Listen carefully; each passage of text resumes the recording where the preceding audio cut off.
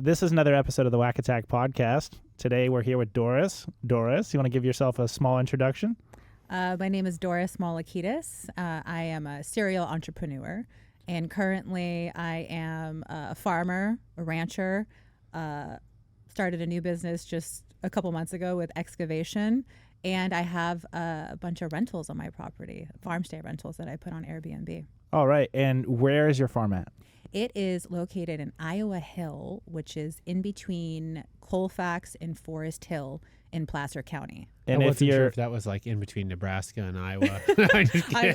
It was called Iowa City back. It was a booming gold rush town in the 1850s. There was actually over 20,000 people that lived there. Wow. And is it because a bunch of people were from Iowa? It was called Iowa City. It was such a big city that it was a contender to be the state capital in California. Yeah, when California was 1849? Was it when it was in trying to do a state? Anyway, middle of that century. Yeah. 20,000 people is a lot of people. That is a lot of people at that time. At that time. And the first mail courier in California was from Colfax, Iowa Hill to Colfax. Can you imagine if the state capital of California was there? Iowa City. Right now? Yeah. How crazy would that be? And Wells Fargo actually had its first bank in that town. And their original logo was a dog sitting by a vault. And the town had burned down multiple times, and the dog one time was so committed to guarding the vault that it died in one of the fires. Damn. Yeah. Wait, so the town burned down multiple times, and a part of what you do right now is trying to mitigate forest fire. So kind of ironic. Yeah. And you've been actually learning how to mitigate forest fires and do prescribed burns or controlled burns. Yes. I'll let you tell me which of the lingo is proper. From some of the native tribes that have been in the area for a long time and people that have the knowledge. Is that correct? Yes. Do you want to talk to us a little bit about that? Because this was a problem before industrialization. And it's still a problem now. Yeah. So, what are a couple of the things that you've learned? And then let's cover off on the backstory for how you got to doing all this stuff. So the indigenous tribes that were here before the gold rush and the colonists came in, they were practicing prescribed burning for thousands of years, where they knew the right time to burn. There's a lot of plants that are fire adaptive, which means that it needs to actually go through fire for the seeds to scarify and germinate. Like a sequoia. Yeah. And so when the colonists came in, what happened was they thought that these, indigenous tribes didn't know what they were doing and they were causing harm. So there was an actual law passed in California making it illegal to burn. And if you found anyone that was burning, they were going to be killed.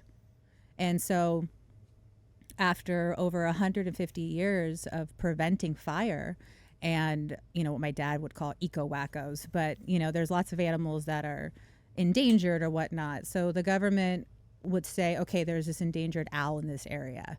You can't do any forest management in this area for this amount of miles for where it is.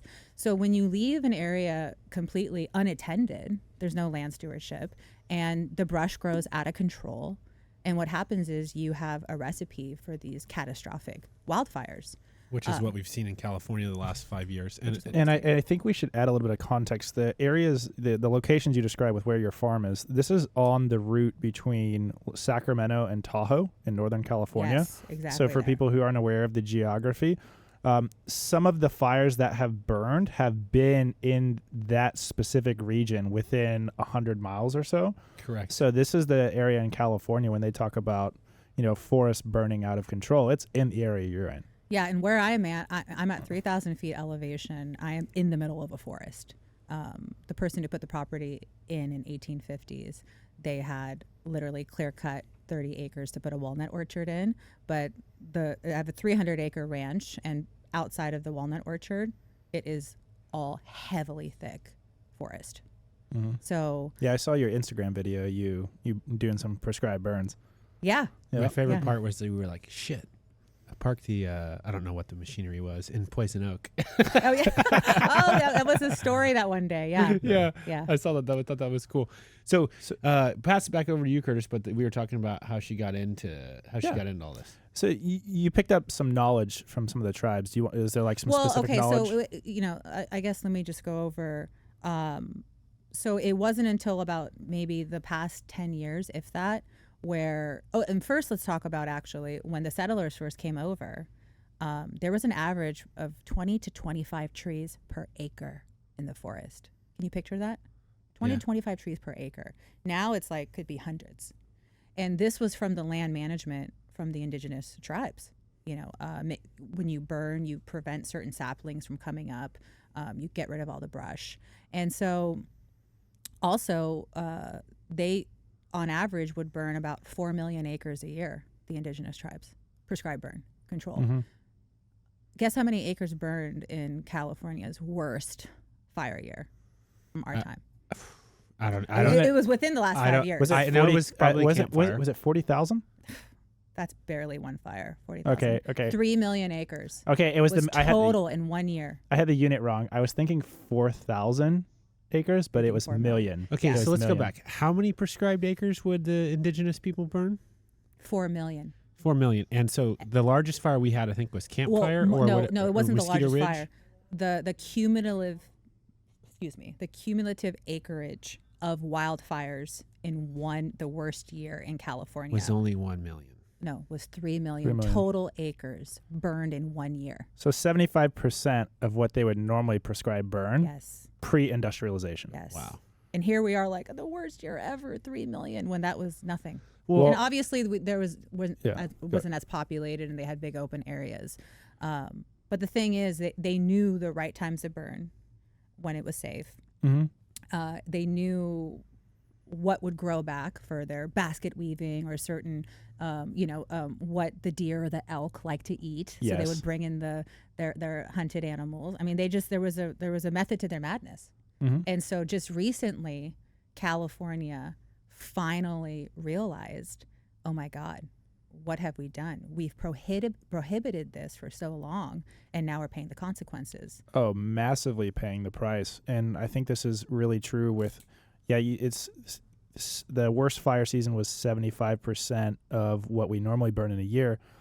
But what made those so devastating was the amount of kindling that was available to make these fires jump as fast as they were jumping. The Paradise Fire was moving at 100 yards a second. Paradise it was like a recipe. It was the wind, and then there was some, I think, cavern areas where it started. You know, fire, mm-hmm. the way it acts going uphill, downhill. You know, it runs uphill. So that was just a recipe that made it, an inferno where people had a hard time to escape due to the wind. I remember watching a video of somebody driving out, like just barely escaping, and the fire is 50, 60, 100 feet tall in these trees, and it's just going from canopy to canopy, and it just looks like chaos. And they're just lucky that they got out, because as hot as it was and all those trees on fire, I'm surprised those tires lasted as long as they did. Oh, there's a lot of people where their tires were popping. Yeah. I watched quite a few documentaries on that. And it's insane. And, our grandfather, he's 94. Shout out, Grandpa, if you're listening to this. He told us, like 25 years ago, he said some people he knew that were loggers. He had told them, hey, you guys are going to see the worst fires you've ever seen in the next 25 to 30 years, because they're not allowing us to do any logging or forest management, in a similar context to what it was that you were just talking about with the indigenous people. Mm-hmm. And so, like, I draw a parallel between that, like, just as an anecdotal reference, and then what you're talking about, because as I was just in Yosemite, literally on Friday, today's Monday, and the water was crazy. I'm also looking over off the trail, and it's like 3 foot tall of just shrub, bush, little saplings, literally everywhere. This thing is ready to go up in flames as soon as it dries out. And, I think that was the realization that some of the leaders here in our state realized when Tahoe was burning 2 years ago. Their precious Tahoe. And their precious West Tahoe was, about to be on fire. And then you drive up there and you realize there's hundreds of trees per acre. Like I don't know if that's exactly, but it looks like it's just wall to wall burnt wood. It's interesting that, going back a little bit, when you said that, when you took a look around and you said, wow, like it's fuel, right? Mm-hmm. Once I got into this and looked at things differently, now when I drive, I don't say, oh, look how beautiful the forest, look at that, the trees and the brush. I say, look at that fuel. when I look around now, I look in aspect of what's going to go quick. So and wow, they haven't managed this area. That brush is way too overgrown. Crown fire, something's in my eye. Crown fire cannot be carried unless there's ground fire. There has to be something. It can't just jump canopy to canopy. What is crown fire? Crown fire is what campfire basically had, where it's up in the trees, it's up in the canopies. Let's say a tree is 200 feet tall, and obviously maybe the. Oh, you said ground fire. I thought you said crown fire. Yeah, I was like, what is crown fire? Yeah, crown, like the crown of the tree. Oh, it can't be carried unless there's ground fuels. Mm. So when you eliminate all the brush, it can't be carried. You have no heat rising up to then produce the fires. There you go, exactly. And so the state of California is now doing land clearing. You were saying they're doing it all now. And that's why. How recent was that? Is that the last 6 months? No. It's past few years, but things are really ramping up. And I can't even think of all the new bills and whatnot. There's millions of dollars now being funneled into California, whether it be federal government, state government, but it's all being delivered. Has to go through nonprofits. So what they want to do now is there's a pilot program in California to encourage private landowners to do their own prescribed burning. So whether you own 5 acres, 100 acres, a few acres, and the goal is to have 1 million a million acres burned per year. And that started 2021. So I'm pretty proud that for Placer County, I was the guinea pig for that pilot program. All right.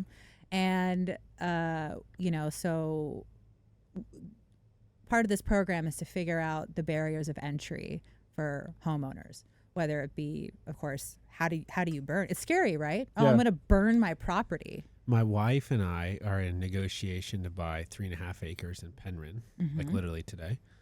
And congratulations. Thank you. And she was all like, "Hey, what's that?" I'm like, "That's a burn pile." She's like, you can just burn stuff on the property? I'm like, "Yeah, that's how you get rid of vegetation and you clear things." And she's like, today? "Well, how does this is yesterday." She's like, "How does it not catch fire?" I'm like, "Well, you do it at certain times, and you have fire breaks, and it's a prescribed burn, right? It's a controlled burn, a prescribed pile burn, yes. Right?" Yeah. And she was like, "Oh, wow." I'm like, "Yeah, this is what we should have been doing in the forest all along." And she just like, as we had just went to Yosemite and Tahoe, and we had saw them doing prescribed burns in Yosemite, right? And it was all smoking. They had signs, "Don't report." It was like, oh wow, like everybody should be doing this, because we've been looking at country properties for the last year, and it's surprising how many people do not do this. Did you burn that pile yesterday? No, we're negotiating to buy the house. Oh, well, the burn, So I'm not gonna go burn light ban for somebody's- the rest of the year starts today, so you have to wait till winter for that. Gotcha. Yeah, I mean, I wasn't going to light it on somebody else's house, right? Especially when they were gone. But yeah, it's all good. Well, and even within prescribed burning, so there is a little butting heads between certain, folks, indigenous folks on what cultural or prescribed burning is versus. So now that CAL FIRE and the big corporate guys are learning and jumping in, and this is going to tie into what happened with my 15-acre burn we did pilot program. You set a prescription. They're called RX burns, right? Prescription. And you have a certain target goal for how many acres you want to burn. And if you have a lot of people that are supposed to work on the burn, it's very difficult because you can project by looking at the weather and see what the relative humidity, what the wind's going to be. It has to be just right. The ground moisture, how far down is it still wet? Is the duff layer, which is like the forest floor? All these things. There's so many components, and the problem is. You can plan something with 20, 50, people to be on it. And then that morning the weather changes and you got to call it off. And so think about how flexible everyone involved needs to be. And maybe this burn's an hour from where the people are traveling to. So with my burn, this was such a big deal because it was Placer County, Placer RCD, Resources Conservation District. That's what I work with. They're the ones that got the grant funding for it. I worked with Cordy Craig. She's a young woman like me, and she's the one that set this up. And she hired burn bosses. So we got 2 burn bosses, There's only 5 certified burn bosses in California. So we'll touch upon that later. Shout out to you. Swooped up 40% of the available market. No, I'm not a burn boss. No, I'm saying you got 2 of them on your property. Oh, right. Yeah, exactly. Well, actually, one was technically still in training and not certified. One official burn boss. They're certified still now. A quarter. 2. Yeah. And then we hired a couple private engines. We also worked with some researchers at UC Davis. They're very interested to see the ecological effects before and after prescribed fire. So they had people out. God, I think we had like 40 people. And we had to cancel it one time because the weather changed. So then this is 2021 in December. It didn't really rain that much earlier that year. And it was a late rain. And it didn't rain too, it was so dry that if we got any rain right before that burn, which we did, it still didn't really saturate the ground. Long story short, we probably shouldn't have burned the day we did. It was oddly warm as well, like high 70s, but it was an $18,000 cost for everything. And we had so many people, we rolled with it. And we really wanted to finish these 15 acres. That was the goal. So in retrospect, what I've learned is you don't push it. If the conditions aren't right, who cares what your goal is for how many acres you need to get done? The goal is to have slow backing fire. Okay, so these are all fire terms, right? Head fire, backing fire, things like that. Slow backing fire with low, flame lengths. What does the backing part mean? Backing means it's going against the wind. So a head fire will, let's say, for example, be traveling with the wind or up a hill. So if you have a hill that you're burning, you want to start burning it at the top of the hill because it has to come down. It has to come down, but it comes down really slow. So the way the wind works with hills and whatnot, and I'm not a fire expert. I'm actually going to school and learning all this right now. So I might not have all the terminology, but if you start in a canyon and the fire's down here, it can, so what happened during the mosquito fire where I actually got evacuated. Yeah, Mosquito Ridge. What happened with that one, it started near the Forest Hill area and then it moved towards El Dorado County. And after about a week, it had jumped the American River to the other side. And you know what hot shots do, like firing operations. We have a buddy who was one. Yeah, so what they were doing, they had a firing operation on the opposite side of the river, and they were firing back. Well, something happened with the wind, and it jumped the river. And what happens is when that inversion layer lifts of that smoke, it causes fires to just turn back to infernos. So it jumped the American River and raced to Forest Hill, which was only like 3 or 4 miles. Raced back up the hill on the part of Forest Hill that didn't burn on its way down. And within 3 hours, it ran 4 miles. And I'm sitting there, and I'll show you pictures after this. You can see the view I have. I'm at the top of my mountain. All you see is this smoke, and they had the VLATs, those huge planes dropping the is it retardant? The red powder? Yeah, the retardant. They were, I don't know, were there 4 or 5 planes that day? I think there's only like 12 total. Again, I might have my numbers wrong, but they were coming in tandem, back and forth, drop. We're watching this, and we were under mandatory evacuation. All the sheriffs were coming up and going door to door, telling everyone to get evacuate. out.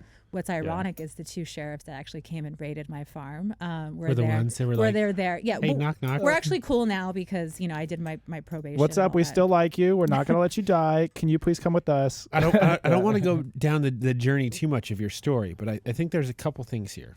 Okay, first of all, what is a burn boss? So a burn boss is someone that has been certified to write prescriptions for fires, for prescribed fire. Okay. So it's someone that can... It's a burn doctor. They can prescribe you to be able to light the fire in an appropriate way. So exactly. They'll come and they'll look at the terrain. They'll look at the type of trees there. They have all their formulas. They'll tell you what your expected tree mortality death will be, mortality percentage will be.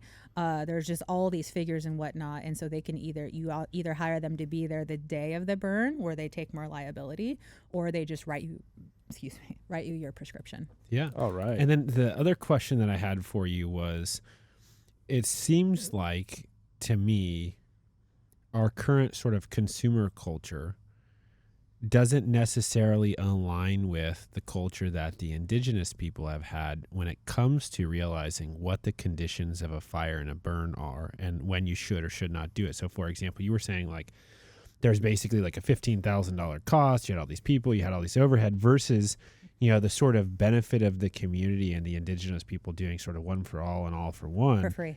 Yeah, they were able to maybe take their time a little bit more effectively. So and that's, That's the difference. This seems like it's the difference between modern society and pre-industrialized society, which is like the day is very flexible pre-industrialization, but now it's like kids are in school, we have this, it's like that. You have sports, you have stuff on your schedule. It's like people, when they have to reschedule stuff, it's such an inconvenience to them. Well, that's why it's important, and that's what what I'm going to be helping doing is educating homeowners. It's really the power needs to be in the hands of the homeowner, because they make their own schedule. They're home every day. Typically, they can maybe change something. And maybe, so that burn, it was a lot of people. It was too hot. I had quite a few ponderosa pines die.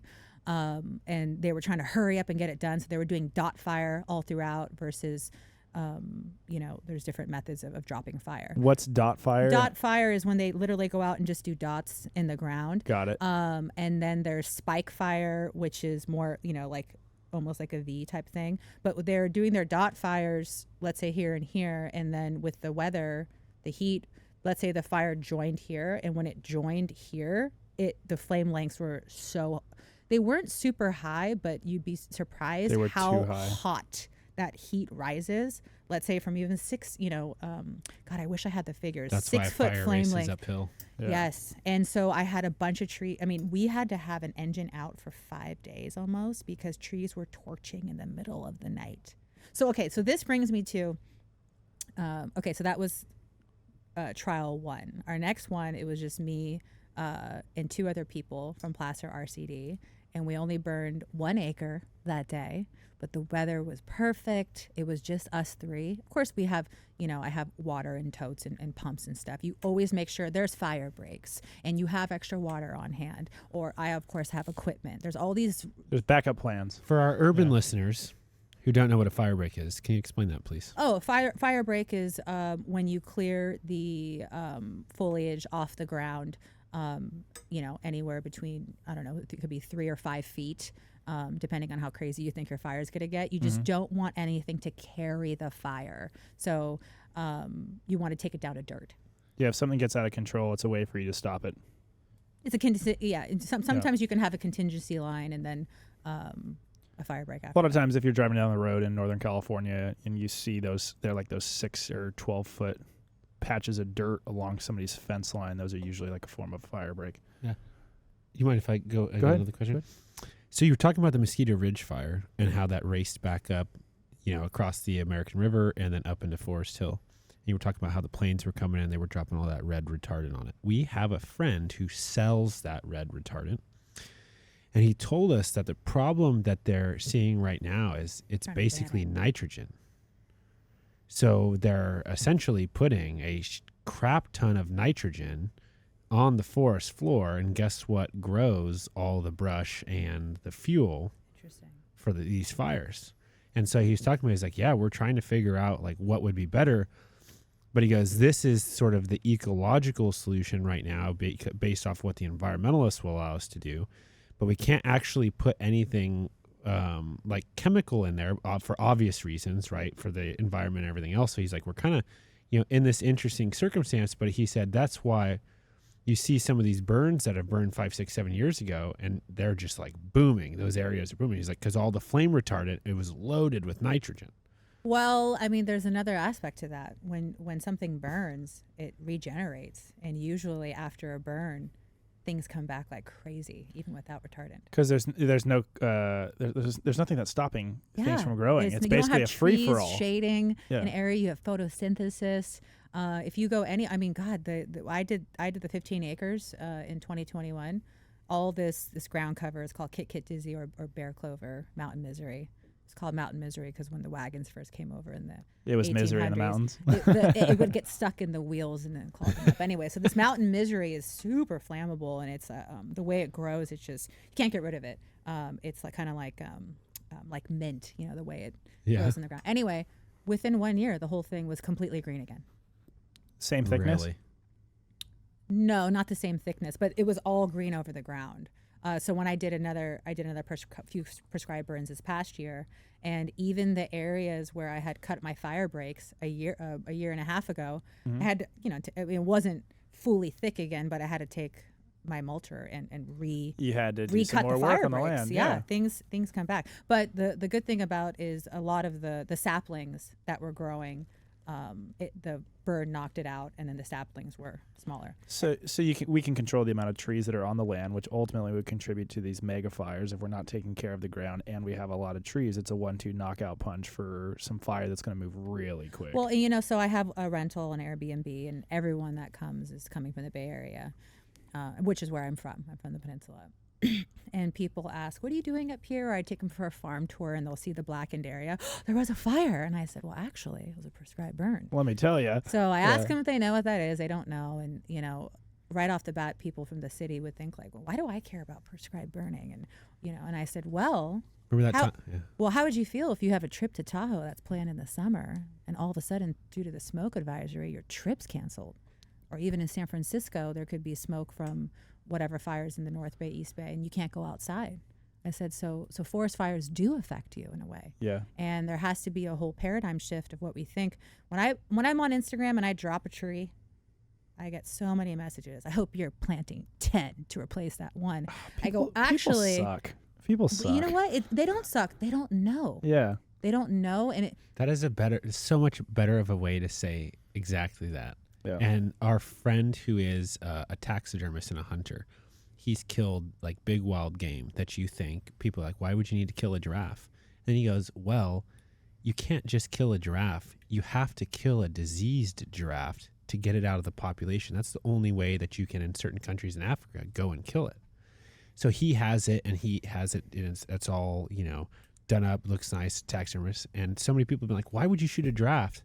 But it's for the betterment of the population, much like you're talking about. Same like population control. It is population. Bears are out of control. Mountain lions are sanctioned in California. I just had a mountain lion kill five goats and sheep. There's some states that allow hunting of mountain lion. Again, you have the fish and game, take the population. It's all done for population control. In California, I need to wait until I don't know how many livestock die to get a deprivation permit. And a deprivation permit, can you describe that, please? Oh, it's where I'm allowed to kill the mountain lion. Yeah, it's a depredation tag is where they want you. It's a tag. Yeah, they want to control the population for it. So one of the things, I went up and shot my first animal. I shot an elk up in Oregon at the beginning of this year. It was the first one I'd ever done, and it was a very eye-opening process from start to finish. And one of the things that the outfitter up there that I went to, really good guy, he said if it has fangs or claws, it gets shot on site. But these ranch owners, they always have tags every year because it's not California, it's Oregon. So they have cougar tags, they have bear tags, and they'll shoot up to the amount of tags they have because, like you said, if they're raising livestock on the property, these things are just destroying whatever they want to destroy. And there's really not a lot of purpose to let these things run out of control in the population. Well, that's kind of why they're probably coming after your animal. They're hungry. Your animals are hungry, and there isn't enough for them to eat. We have way too many bears. Oh, way too many. I think bear season actually just ended. But I follow a couple hunters now, and they were all out getting bears. So with what you are doing specifically on your farm, there has been we skipped over your whole timeline. We'll go. How back you to got that. there, and basically we spend a whole bunch of time on prescribed burns. Let's step back a little bit and let's hear your story because you had told Alan and I and gave us some insight here, and you've also talked to producer Scott, and you have a really fascinating story that goes in a variety of different directions for how it ultimately led you to be this serial entrepreneur that you are today. So I want to rewind it for a second here and go back to the beginnings, which I believe is right around the early 2000s. Is that correct? Yes, during college. All right. Start us out with your journey in college. And there's a lot that you could talk about between that point and how we get to the farm. But we want to hear some of your backstory for a while to understand how you went from the peninsula in the Bay Area to now being a landowner in the mountains in Northern California, and you're essentially a farmer and a landowner, and you do prescribed burns. Yeah. Well, It all really starts with my mom. I mean, I did come from her womb. My mom was considered a crazy Korean Christian. So she had a very, very thick accent. She did come over when she was 20, and she spoke. She had great vocabulary, but her accent was so thick. My friends would ask me, "Hey, what's she saying?" I'm like, "She's speaking English." And so growing up, because of her accent, at a very young age, she would be passing me the phone and asking me to help her with, communicating with someone. So I was given a lot of responsibility at a young age. And my parents were I wasn't really disciplined. They kind of let me do my own thing. The only downside to that was they never made me do my homework. And so homework was always really hard for me, discipline-wise, to get done. I just never did it because no one ever forced me to do it. Do you think that's why, before we started the show, you're like, procrastination? Yes. All through college and high school. And I always study the night of the test. I mean, everything now, it's like... There's some benefit to that, though. Even 1099s going out and taxes, like I'm doing it the night before. It's due tomorrow. It gets done today. If you're a productive procrastinator, I feel like you do only what is most important or what is necessary. Versus if you are like a planner like myself, sometimes I can do too much. Or everything's perfect and it's all done. And I could have taken more time to relax. So it's an interesting journey. I'm part planner. I have planners and I have lists. Sometimes I don't look at them. But certain things have to be planned. And then I spend my days looking at my plan but also doing what absolutely is necessary that I have to do. So I'll make plans, but I'll switch them in a heartbeat. And where'd you learn that from in your journey? You said you weren't really disciplined too much, and so the homework was kind of a struggle. But this ability to pivot and switch, continue taking us along your journey and your life story, and where'd you pick that up from? Yeah, that actual question, I haven't thought about that. I think because growing up, I had so many different responsibilities as far as, my parents, let's say there are 6 kids, 20-year age difference between my sisters and I. We went to a Chinese restaurant, it's family style. Yeah. I mean, probably from the age of 10 or 11, I knew what we got as a family and ordered. So we go to restaurants, I'd be the one ordering for my, I was 10, my sisters were 30, and their husbands and whatnot. I'd order for everyone. My dad gave me responsibility young. I wrote in that thing how my dad was a weekend alcoholic. He loved to drink on the weekends and didn't touch it during the week. It was an extremely successful businessman. And I learned to, I don't want to say manipulate, work the system where, I would get, let's say, my allowance multiple times that weekend. I knew how drunk he'd be and not remembering, so I'd ask for my allowance on Friday and Saturday and Sunday. And he would, I taught myself how to drive when I was 12. And I don't know if it's because my parents were older. They wouldn't notice when I would sneak out. I'd put the car in neutral and have my friend push it out of the garage so it wouldn't echo when I started it. And then we'd start it, and I would leave all night long. In the Bay Area. In the Bay Area. I lived in Woodside at the time, which is right next to, Palo Alto. And my dad had, I had Mercedes, whatever it was. We'd take the car and just go joyriding all night long. And I started at 12. I used to drive to San Francisco. Then my parents saw I was driving and didn't care. And my dad would say, "Hey, drive me to the bar." So I'd drop him off on... It turned into convenience for them. Friday nights, drop him off at the bar and pick him up at 2 a.m. And I was allowed to. But he only would allow me to use his car when he was at the bar. Any other time I took it, I'd be stealing it. When it was benefiting him. It's like they adultified you at a young age. Mm-hmm. Yeah. So it seems like to me doing prescribed burns and playing with fire is maybe something you've done your whole life. Right? I weigh out all the, possible... You weigh out the pros and cons. Let's talk about this. How did you learn in your journey to play with fire and not get burnt too often? Because this is a very good skill set. Somebody who's listening to this might be like, "Oh, you were into mischief and you were a blah, blah, blah." But the reality from the journey you've shared with us and we know off screen, it's really impressive what you've been able to develop skill-wise from all of that. Because this could have gone 2 very different ways. One really poorly, and then I think one the other way that you've went down. So can you continue telling us about your journey? So you're taking your dad to bars. Your dad's a weekend alcoholic, super successful businessman. Can you talk a little bit about the relationship that him and your mom had and sort of, how that continued to transpire? So when my parents met, they were both party animals. And that's probably what he loved about my mom. I mean, my mom was beautiful, 5'2", very petite. My dad's short. He's 5'6".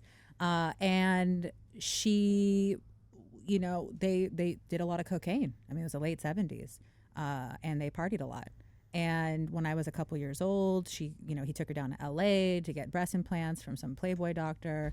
And then something happened, probably, you know, some people, I don't want to say they turn to God because they need something, but for her, it was, you know, growing up in the Korean War and just everything she'd been through.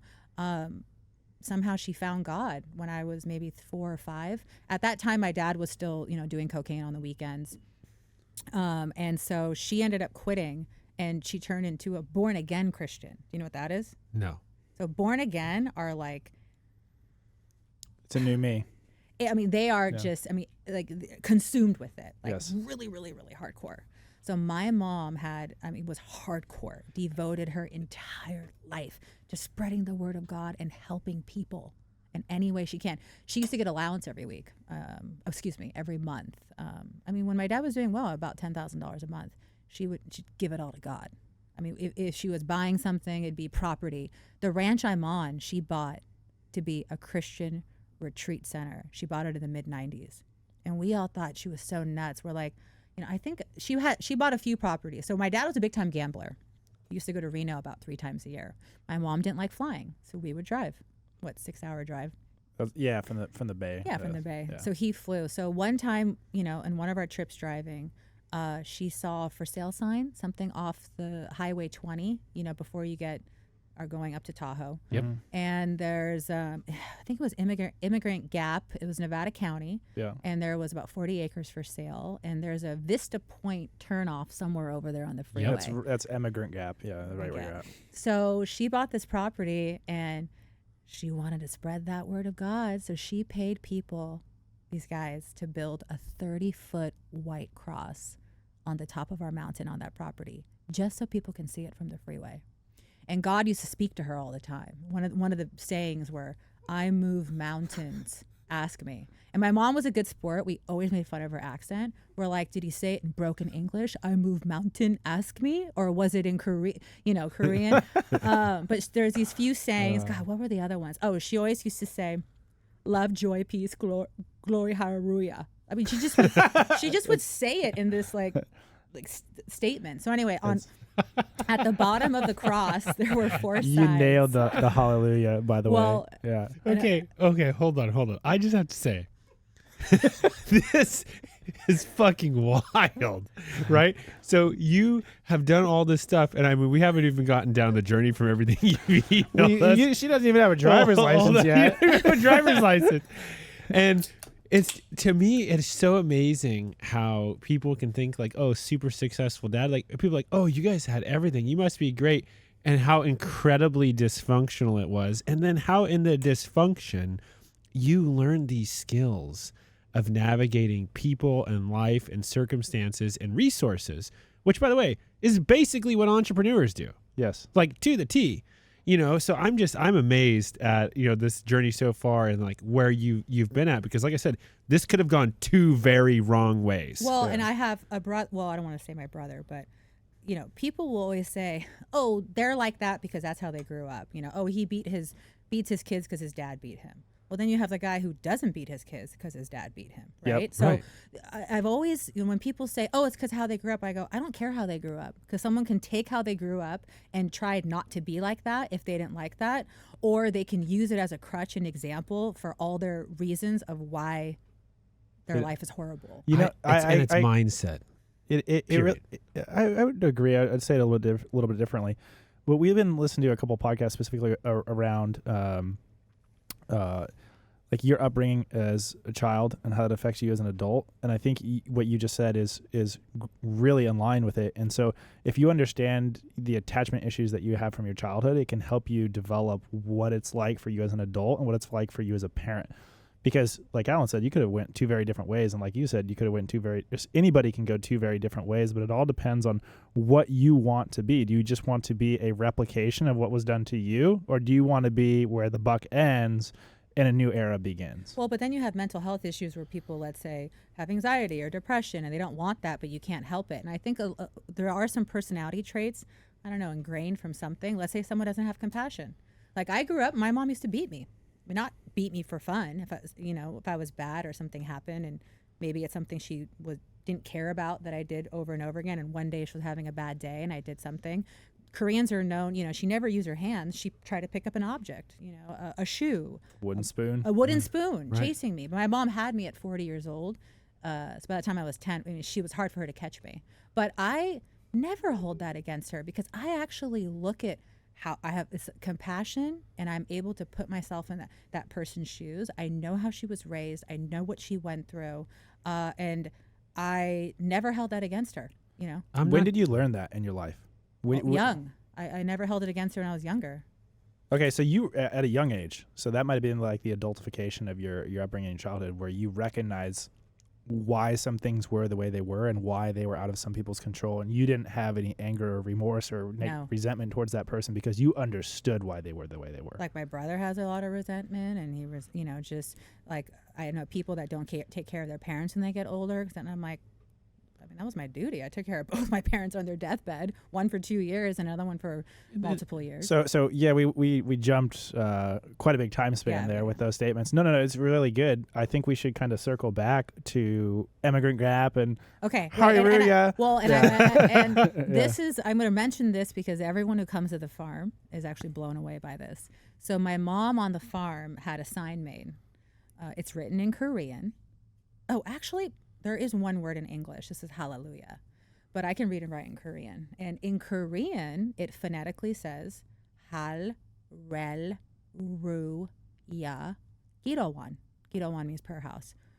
But phonetically, whoever chose to translate that word hallelujah into Korean for the Koreans to read was hararuya. That's how it phonetically reads to a Korean. That's why they say it like that. Oh, I did not. Hal, rel, ru, ya, with the R. And us ignorant Americans just think it's because they can't use their tongue right, speaking English. Look at us go. And there's different rules in Korean. Like you have to end certain, end words in like a vowel, not a consonant, and certain letters are stacked and stuff. So it could be because of that. But yeah, it's hararuya is how. It's how they would normally enunciate it. It's kind of like when I try to speak Spanish. And they look at me and they're like, "You're such a white boy."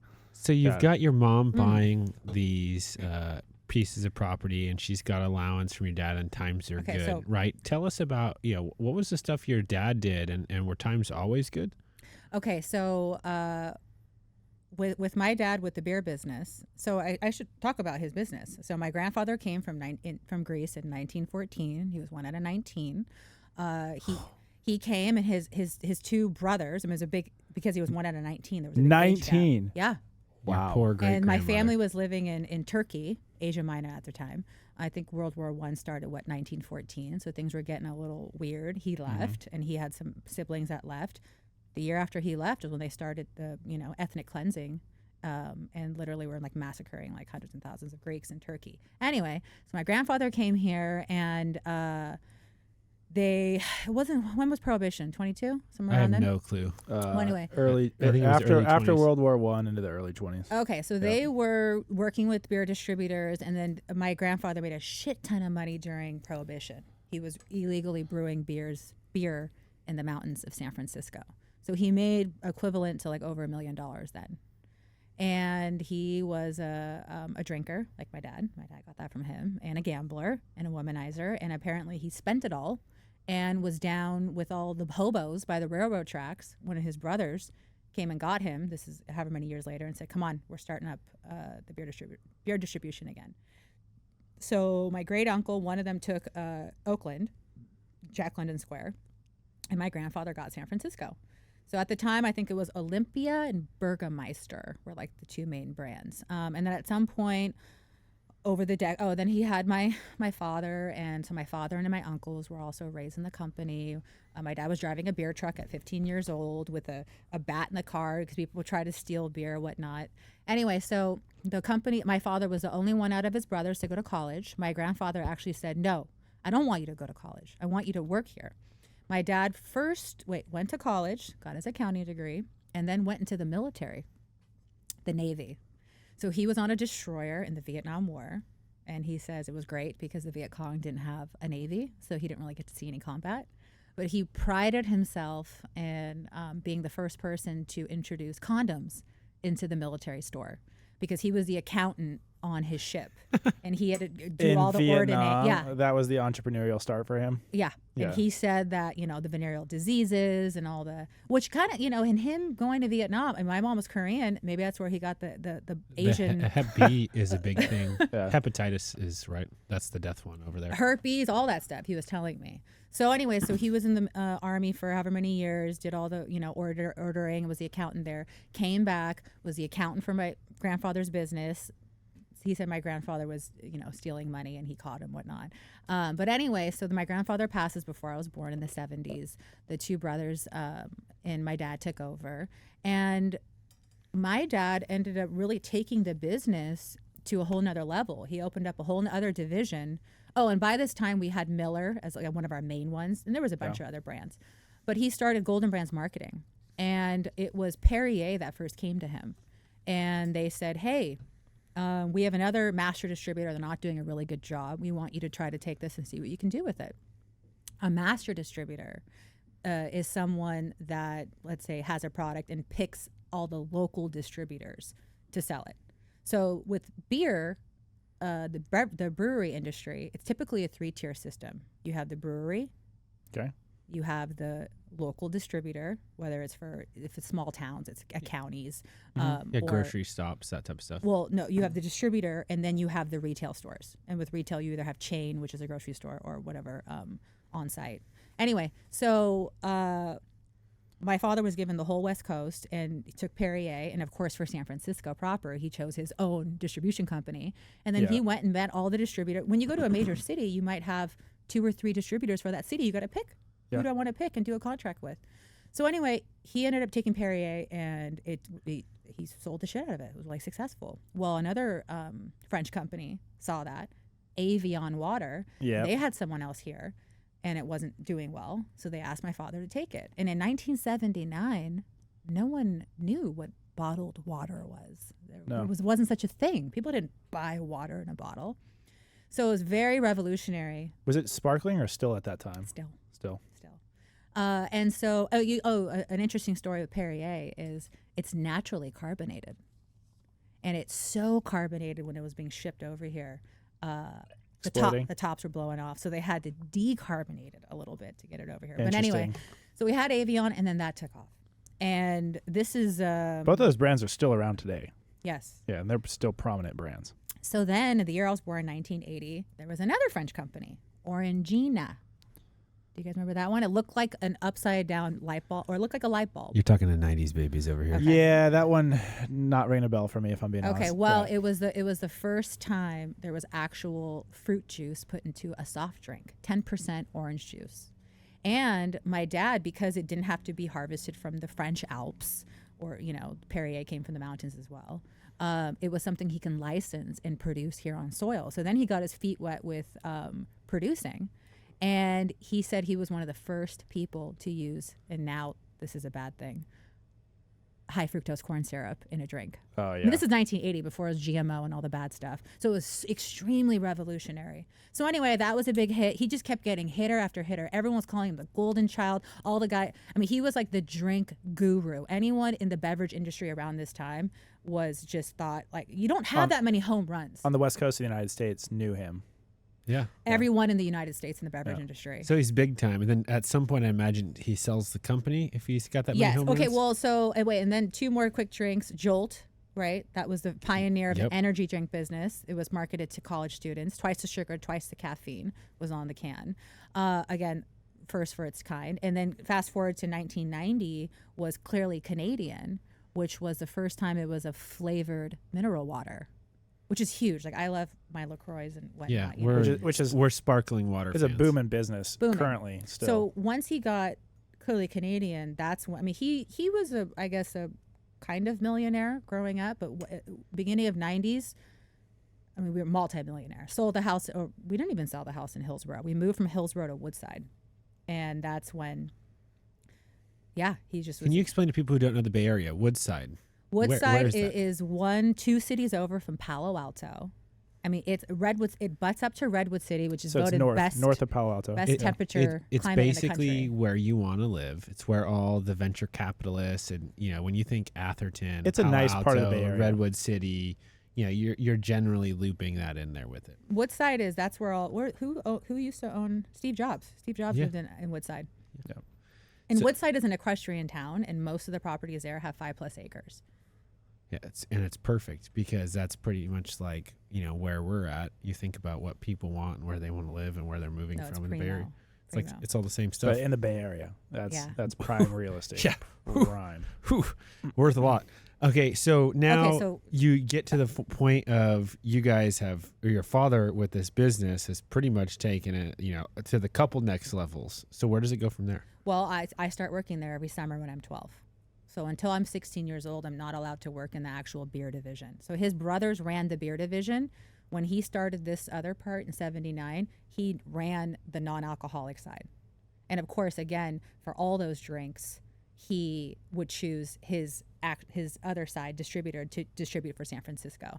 So I start working every single summer. I'm working in the accounting office and, just answering phones, all that kind of stuff. Whatever you can do. Well, and actually I take that back. When I was 12, I wasn't officially allowed to work in the main part of the beer distributorship, but it was a huge, 20,000 square foot warehouse, and his offices were at one end, and then the warehouse in the middle, and then the beer offices. Well, the breakage department butted up to the staircase right to where his offices were.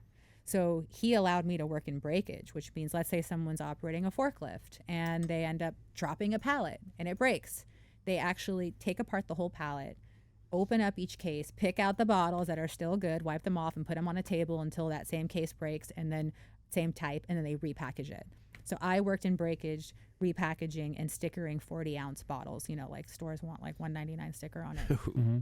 And I learned how to drive a forklift, and I would repackage and stuff. So it was a dual job.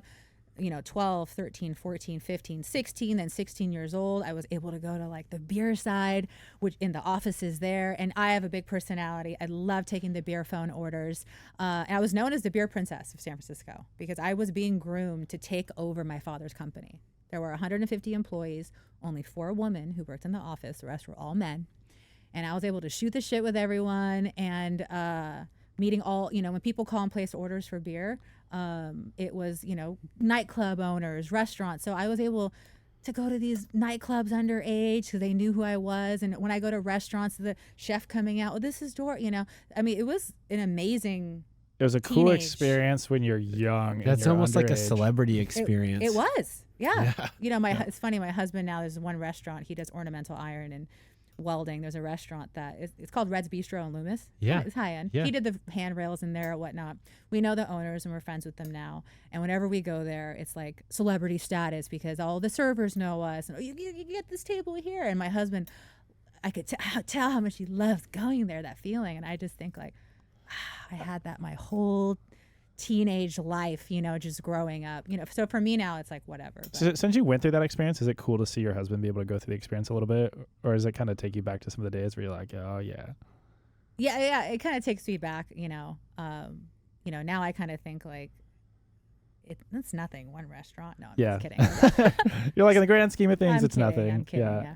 So from the point that you're now involved in the beer business, okay, you're still not even 20 years old yet.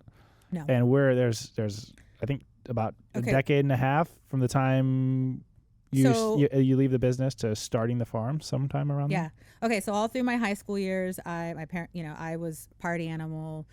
The rave scene started in 1996? Late 90s. Yeah. 1986. When I was going to raves, ecstasy was huge. I was doing drugs on the weekend, but very controlled. During the week, I would party and do all my... Yeah, because you had this role model from your dad. It's okay to party on the weekends, but not during the week. You need to be responsible. Totally. And this whole time, my mom and dad, everyone would say, how are they even married? They're so different. My dad, my dad would get wasted on the weekends, and he was hard of hearing because probably the guns on the battleship. He'd come home from the bar and watch porn so freaking loud. And he had a study. This right? is VHS porn, right? Yes. Yeah. Yes. Oh God. So loud, and him not, so I grew up with like ultimate embarrassment. I make jokes out of everything, and that's like where my humor comes from. Yeah, because it's probably the way you coped with it and dealt with yeah. it. Yeah. And you gotta find the humor. My friends come over, and I'm like, oh God, and you only watch girl porn. I don't know. I felt intimidated by a real penis or something. I go through his stuff. It's all No Men for Miles, Pretty in Pink, like all this weird stuff. But so I grew up with that every single weekend, and it's just ironic because my mom was such a Christian, and she always stayed with him, and I'm like, wow, like. You couldn't, my dad was a breadwinner. You couldn't tell him what to do. He got wasted on the weekends. That's what he did. And he would almost turn into a child. We go to a restaurant, we all went together, and he would almost throw food at me, like a food fight. But my dad, when he was sober, was such a different person. He would never do that. He's a Greek guy, and my name is Ted, and very and talks like this. He's just programmed. And like hard. He's a hard guy. And when he was drunk, it's the only time he would tell me he loved me, like, oh, love you, kid, squeeze my neck. And I'm like, thanks, when I pick him up from the bar. It's just totally, if we're ever going to have like a talk. Okay, so it's a funny story. One time, my friends and I went to Lake Berryessa, took a bunch of pictures. There's one picture of me bent over with my pants down and my friends holding my butt cheeks open, right? And I guess it's a picture of my asshole. And then they were, but my friend's face is right next to it. She's like this. And I had those pictures on my coffee table in my room, and I guess my dad came in to, see me. I wasn't there, and look through the pictures. Sober, he would never talk about it. On a drunk weekend, he's like, so, I saw those pictures. He didn't know it was me. Oh, it was a nice asshole. And I'm like, oh, God. It was a thing. I didn't tell him it was mine. If I had to guess 2 minutes ago what we are going to talk about, I'm sorry. I would have lost all my money. I would have gambled it all away. But anyway, so it's fucking great. It is pretty funny. So grew up with comedy. Make fun of my mom and her accent. Put your seatbelt on. I'm like, oh, I'll put my shit belt on. Go to a restaurant. She would say, oh, can I order a pecker, please? Pecker. We're like, pickle. She wants a pickle. So like we always made fun of each other. Highly, highly dysfunctional. If you were to come over, my mom would pretend that she can't read and bring the Bible to you and say, oh, can you read this? What does this say? Read this. Because she wants you to read the Bible. Oh, damn. And I'm like, Mom, not the freaking Bible today, right? No speak English. And so my mom was always gone every single weekend doing her church stuff. Hallelujah. Oh my God. So there was this cross called the Mount Davison Cross. Where is that? The North Bay? Yes. North Bay area. And whoever owned it, it was going up for auction. My mom. She'd buy it? No, my mom was so crazy. My mom went to the auction and tried to stop the Armenian church bidding on it with money she doesn't have. Excuse me. I mean, she got her $10,000 a month, but it was always, she got to pay this mortgage, that mortgage, all her secret properties. And so my dad, and then she also had a new, her name was Tammy, Taemi, but she had a new baptized name called Elizabeth. So she go through these phases, right? My name's Elizabeth. And we're like, Jesus, it's Tammy. Come on, Or she went through this stage where when I was 10, she had her boobs taken out. Because she's Miss Christian, right? And she's had these fake tits she's going around. And then she also went through a phase where she wanted to dress like a beggar, or like just very.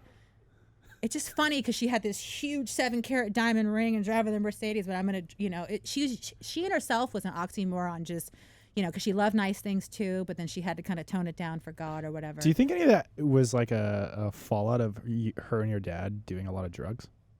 I think it was a lifetime of, apparently, like, she really mistreated my older sisters, and like used to like really beat them because she was like 20 when she had them, and she was able to, I guess, do more bad things. So I think she had a lifetime of regret and really nothing to live for.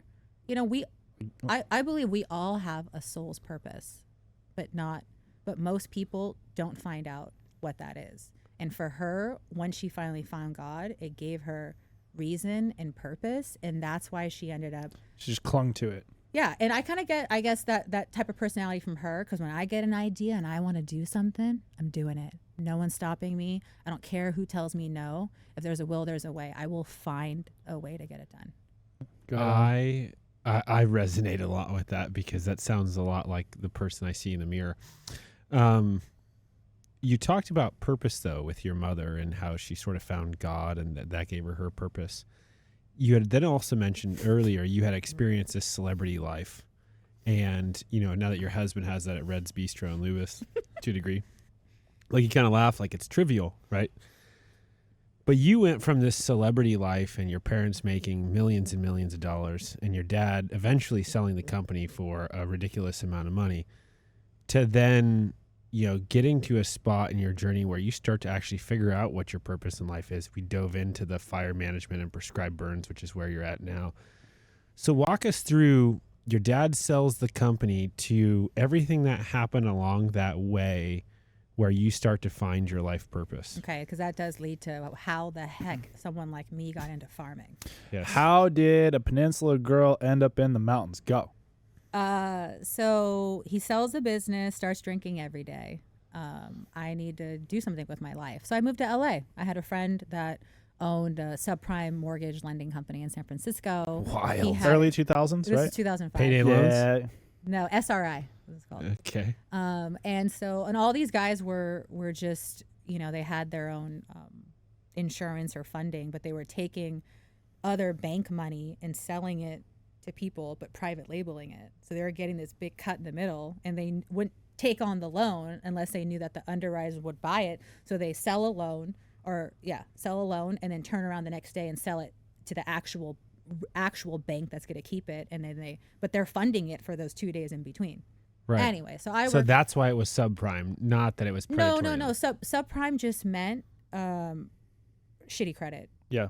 Okay. Right. Subprime. So, and that was so hot then. That's what led to the bubble burst. It was like buying a car when you bought a house. Yeah. Stated income days. I got you. Go ahead. Lie. Stated. Yeah.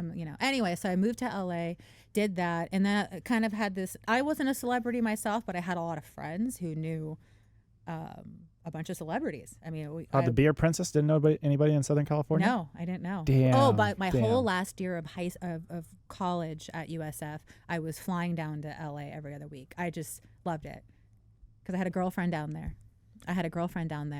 That knew all these NFL players, and anyway, it was fun. I mean, she, through her, it was exciting. It was exciting. And I met, hung out with Floyd Mayweather. She started dating him for a minute. He flew us out to Vegas twice for some of his fights. I was kind of the friend that tagged along. I didn't really have to do it with anyone. It was just. So you have essentially lived. She's like, hey, my friend's coming along with me. He's like, all right, I got you. Yeah. If a young person picks up their phone and they look at Instagram and they do the doom scrolling, you have lived the life that everybody on social media wants to publish and talk about. And so you get to the point where you realize this isn't for you. What was that point?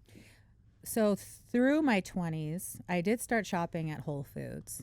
There was some sort of inclination to all right, organic means something good. And when I moved to LA, it actually was a funny story.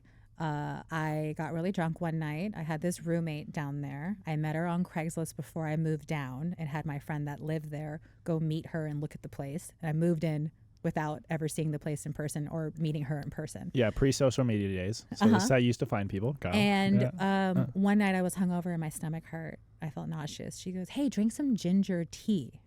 And I'm like, oh, ginger tea? And then I wasn't nauseous anymore. My stomach felt better. And I was like, whoa, that plant did that? And then I just got, anytime I like something, I go hard. Rabbit hole. If I get into something, I'll buy 50 books, like juicing. I got 10 new juicing books I order on Amazon the next day. Well, now, not Amazon then.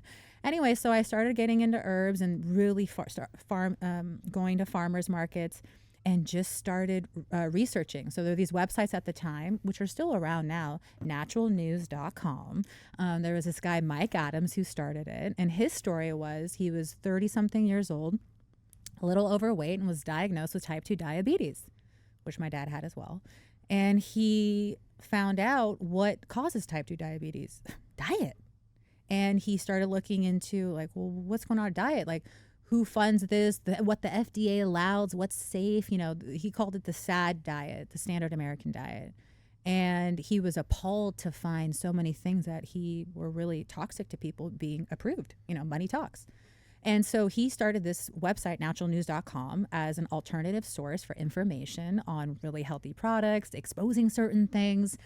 Ironically, too, with that, because I got really into conspiracy theories and Alex Jones and stuff later, but the two worlds collided, and now Mike Jones is always on the Alex Jones show. But anyway, that's later. The crazy thing, though, about conspiracy theories is at least in the last 3 years. In 2023, you're 74 for 74. A lot of them have, reasonably come true. And I know a lot of people don't like Alex Jones for obvious reasons, the Sandy Hook nonsense and everything else. But the guy was talking about Epstein's Island 10 years before anybody else was. And you can see on some of his early episodes with Rogan, he talks about, hey, yeah, there's this island that it's a CIA or government op or whatever, and they take people there and they get photos of them with, underage people, and they use it as blackmail. No one's right about everything all the time. And the Sandy Hook thing, he dissected it like he would any other event. He treats every event with, is it a false flag? Is it this? It was what the mainstream media did to annihilate him. They wanted to go with something. Right. And so I look at him every day, whether he's right or wrong. If I want to look into what he's talking about, I look it up. But he's on 5 days a week. That's my news. Yeah. He reads the and when I'm really glad that you said that, because for everybody out there, they just try to discredit somebody and they're like, oh, I'm never going to listen to that person again because he's an idiot because he said X, Y, Z. When in reality, it's this person's putting forth information. It's my job to look at the information, analyze the information, 100%. Do my own research, make an assessment of how accurate do I believe this to be or not be, and then conduct your own conclusions based on that and form your own opinions and challenge your own opinions based on the more information that you get. And so when you do deal with people like Alex Jones, they're not going to be right all of the time. No.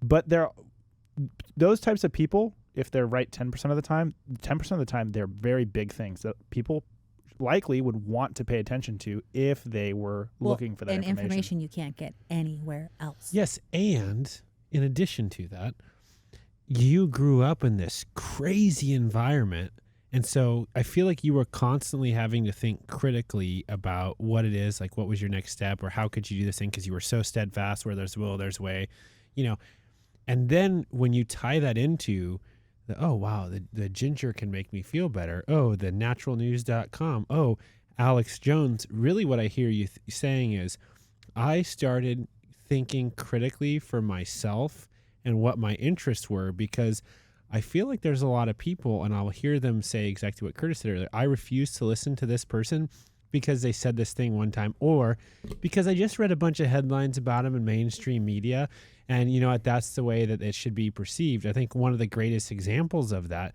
is Robert Kennedy Jr., with the episode he just did with Joe Rogan, how people are like, how come nobody from the scientific community has debated this guy? And I think it's because critical thinking is seen as sort of like a very dangerous skill set for the individuals or the masses to have. So I don't want to digress too much, but you were talking about, you were going down your journey of organics, yes, and you were starting to question the world, and then we got off on some conspiracy theories. Go. Okay. So in learning about the medical industry, there's no money in healthy people.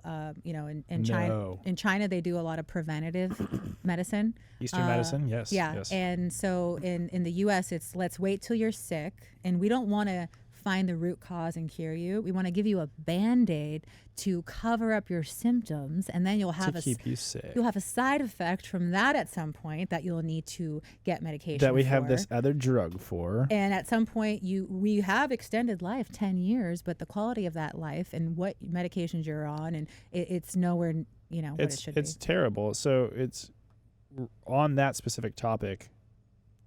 We eat a Western diet to go into a Western healthcare system funded by a Western pharmaceutical system. It's this vicious and governed by Western political system. Well, if you just, this is why Alex Jones is mostly right.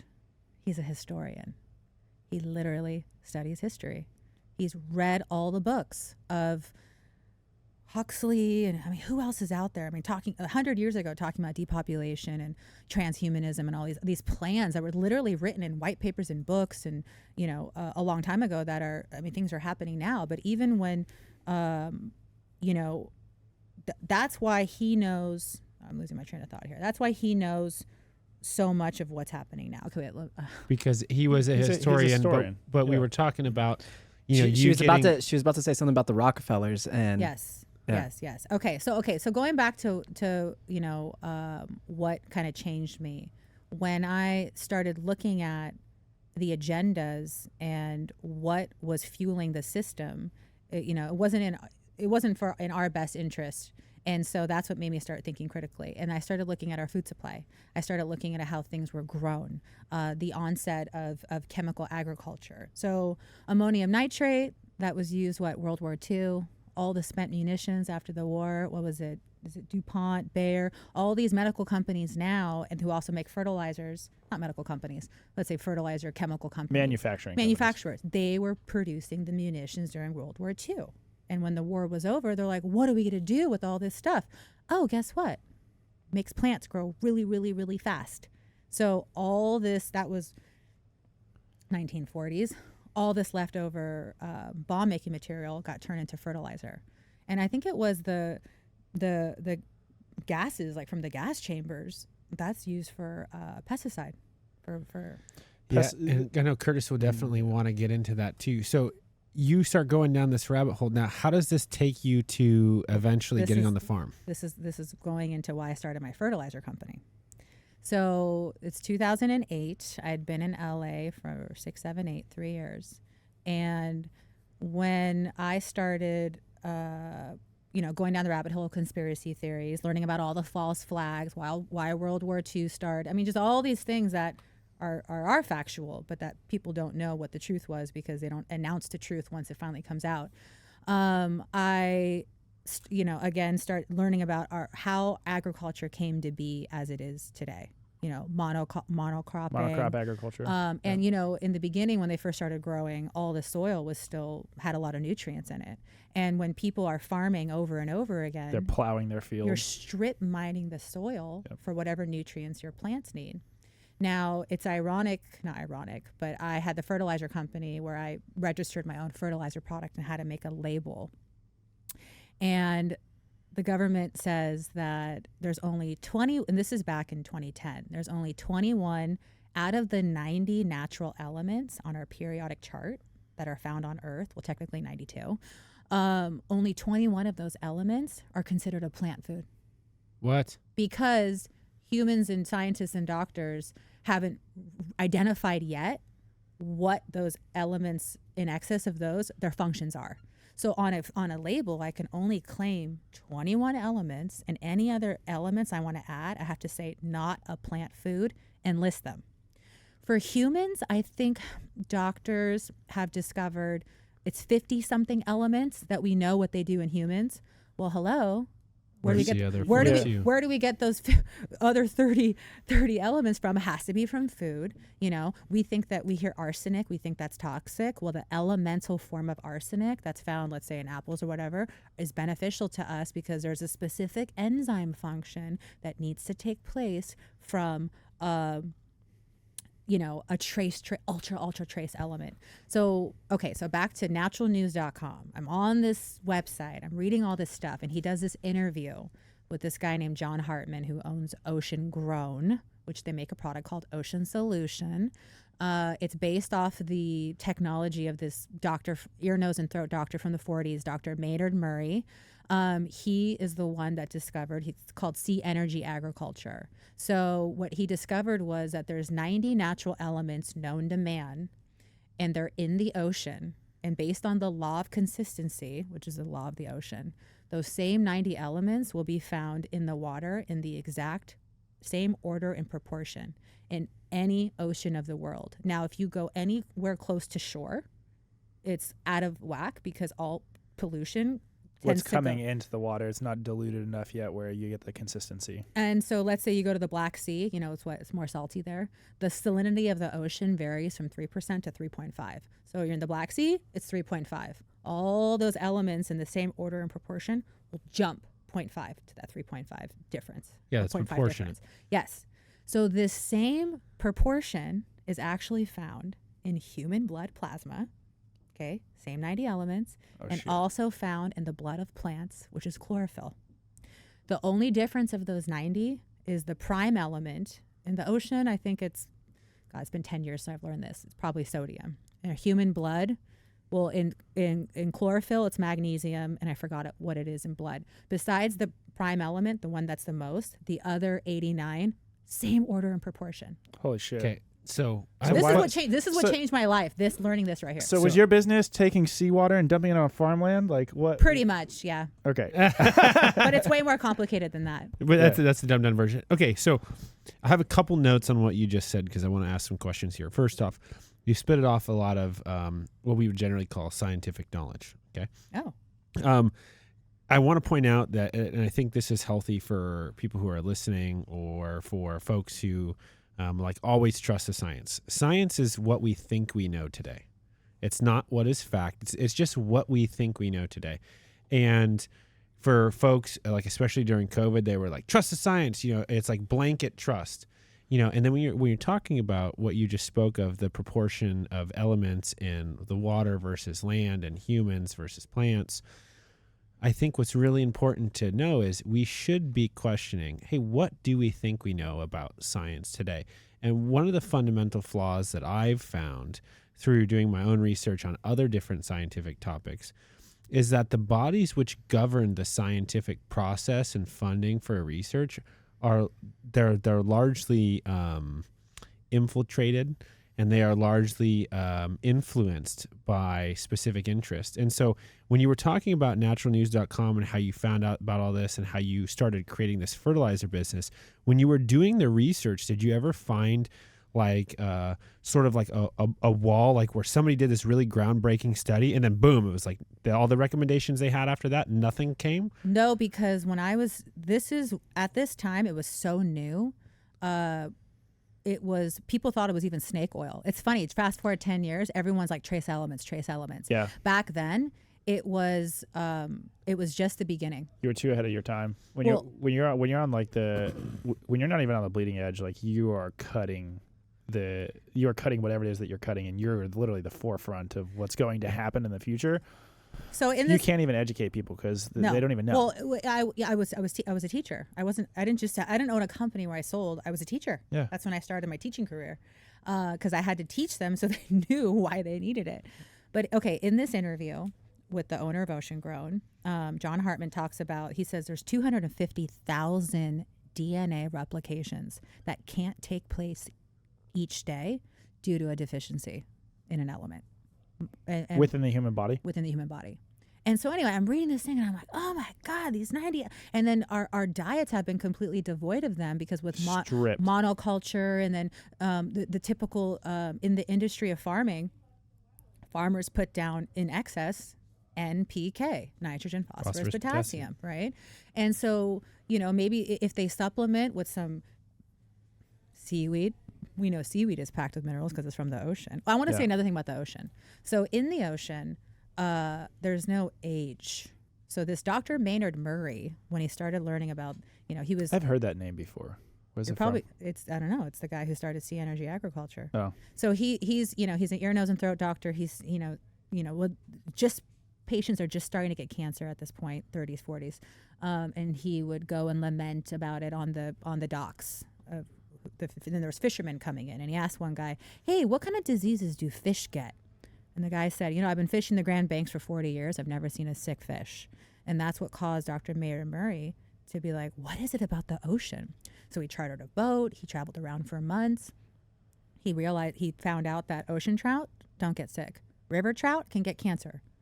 And he also found a beached whale and its offspring. He took the pituitary gland, sent it to a lab, both of them, and said, tell me the difference of these two samples. The lab came back and said they were identical. So what he realized is in the ocean, because the fish and the marine life are swimming in their own pharmacopoeia of all 90 elements, which is the toolbox for life, every single thing that needs to take place for pristine genetic potential, You have the key and the tools for it. Every single enzyme function, everything, because you have all 90 elements. For cell development and replication. Yeah, yes. So animals in the ocean will grow till their permissible size and then remain in the same, I guess, youthful cellular regeneration until their genetic time clock runs out, and then they flip over and die. So anyway, this is what he realized. So then he started experimenting with clean diluted seawater. And another thing about this seawater thing, there was a guy in France named René Quinton. So have you heard of ocean plasma? Hypertonic, isotonic. Oh, it's a big craze with all the sports guys now. So to return our blood or body to homeostasis, right? So this guy René Quinton realized that, that somehow found out, again, this is 10 years ago, I've learned all this stuff. At any given time, there'll be these plankton blooms in the ocean. So when you look at a shot from space, it'll look like a swirl. Right. And we have the largest animals on Earth going there, like big whales eating this tiny plankton, which is microbes, like pretty much. And so it's a little technical. The chemistry of the elements in seawater are technically inorganic. They're in the elemental form, and it's not carbon-based. We are carbon beings. If you go take a calcium out of a rock that's inorganic in the atomic form, and you grind that up and eat it, it's only 10% bioavailable to our system. Yeah. Us being carbon beings, if you buy any sort of supplements, they really have to be plant-based. Otherwise, it's a waste of money. It's going in and out of your body into the toilet. So anyway, what he discovered is this plankton and phytoplankton. What bacteria do is they take the inorganic atomic form of something and they ingest it, and what they shit out, which is called the excrement metabolites, they form it to carbon and put it in an organic form. So organic's a misnomer, right? Organic farming. What does that mean? No chemicals. Mm-hmm. But organic chemistry means carbon-based. That's what organic, the two meanings. Interesting. There's two meanings. So the question that I have then is, so you figure out all this stuff and you start this, not a supplement business, but you start the nutrient business or fertilizer business. But I want to finish the René Quinton real quick, because I think that because people can look this up and buy this product now and take it, because it's amazing. I don't get any money out of this. What's the product called? Okay, it's called Ocean Plasma.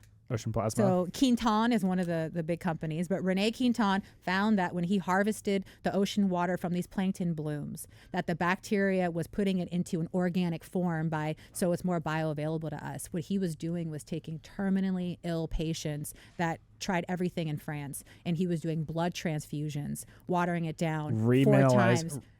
Ocean Plasma. So our blood, we can have blood transfusions with watered down seawater if it's harvested from the ocean plasma in the organic form. He was healing patients. And then so he opened up clinics all over France.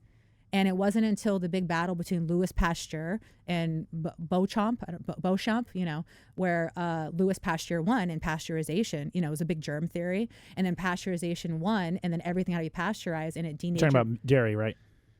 Everything had to be pasteurized dairy. We're talking about dairy. Oh, yeah, everything. Yeah. It was just the whole germ. You made a quick jump there, and I just wanted, for people that were listening, I wanted to connect those dots.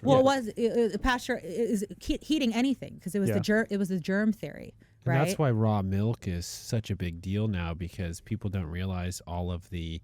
They generally say like micronutrients, but if you're talking about it, we're talking about a multitude of beneficial bacteria, bioavailable bacteria and elements, trace elements, right? That get in there that also help you stay hydrated. One of the things I've been doing lately too is like when I drink water, I take a pinch of some salt, and I put salt in there, non-chlorinated, just basically straight salt. You don't use sea salt, huh? It's sea salt. That's what it is. I use Celtic salt. And that's the best. And it's amazing how much better I feel. Where's the water? Where are you getting the water from to begin with? Another rabbit hole. Yeah, let's go. So unfortunately, we just live in the city of Roseville, so we have the city of Roseville water, and it's filtered through just a standard fridge water. One of the things Curtis put in a house water filtration system. No, okay.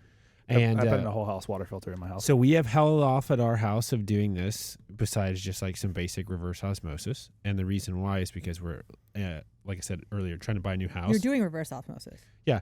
And so, that I want to put in a full blown water system there because we'll be off of a well. Okay. I will give Scotty some of this seawater product, because it's so important. If anyone's to drink RO'd water, reverse osmosis, what it does is takes the water down to 0 parts per million of total dissolved solid. And when you have nothing in the water due to the polarity of it and you drink it, it will start the positive and negative charge. I mean, it starts pulling all the beneficial elements out of your body. It strips it. Yep. So the Ocean Solution product, even though I don't sell it anymore, I still have like hundreds of gallons of it.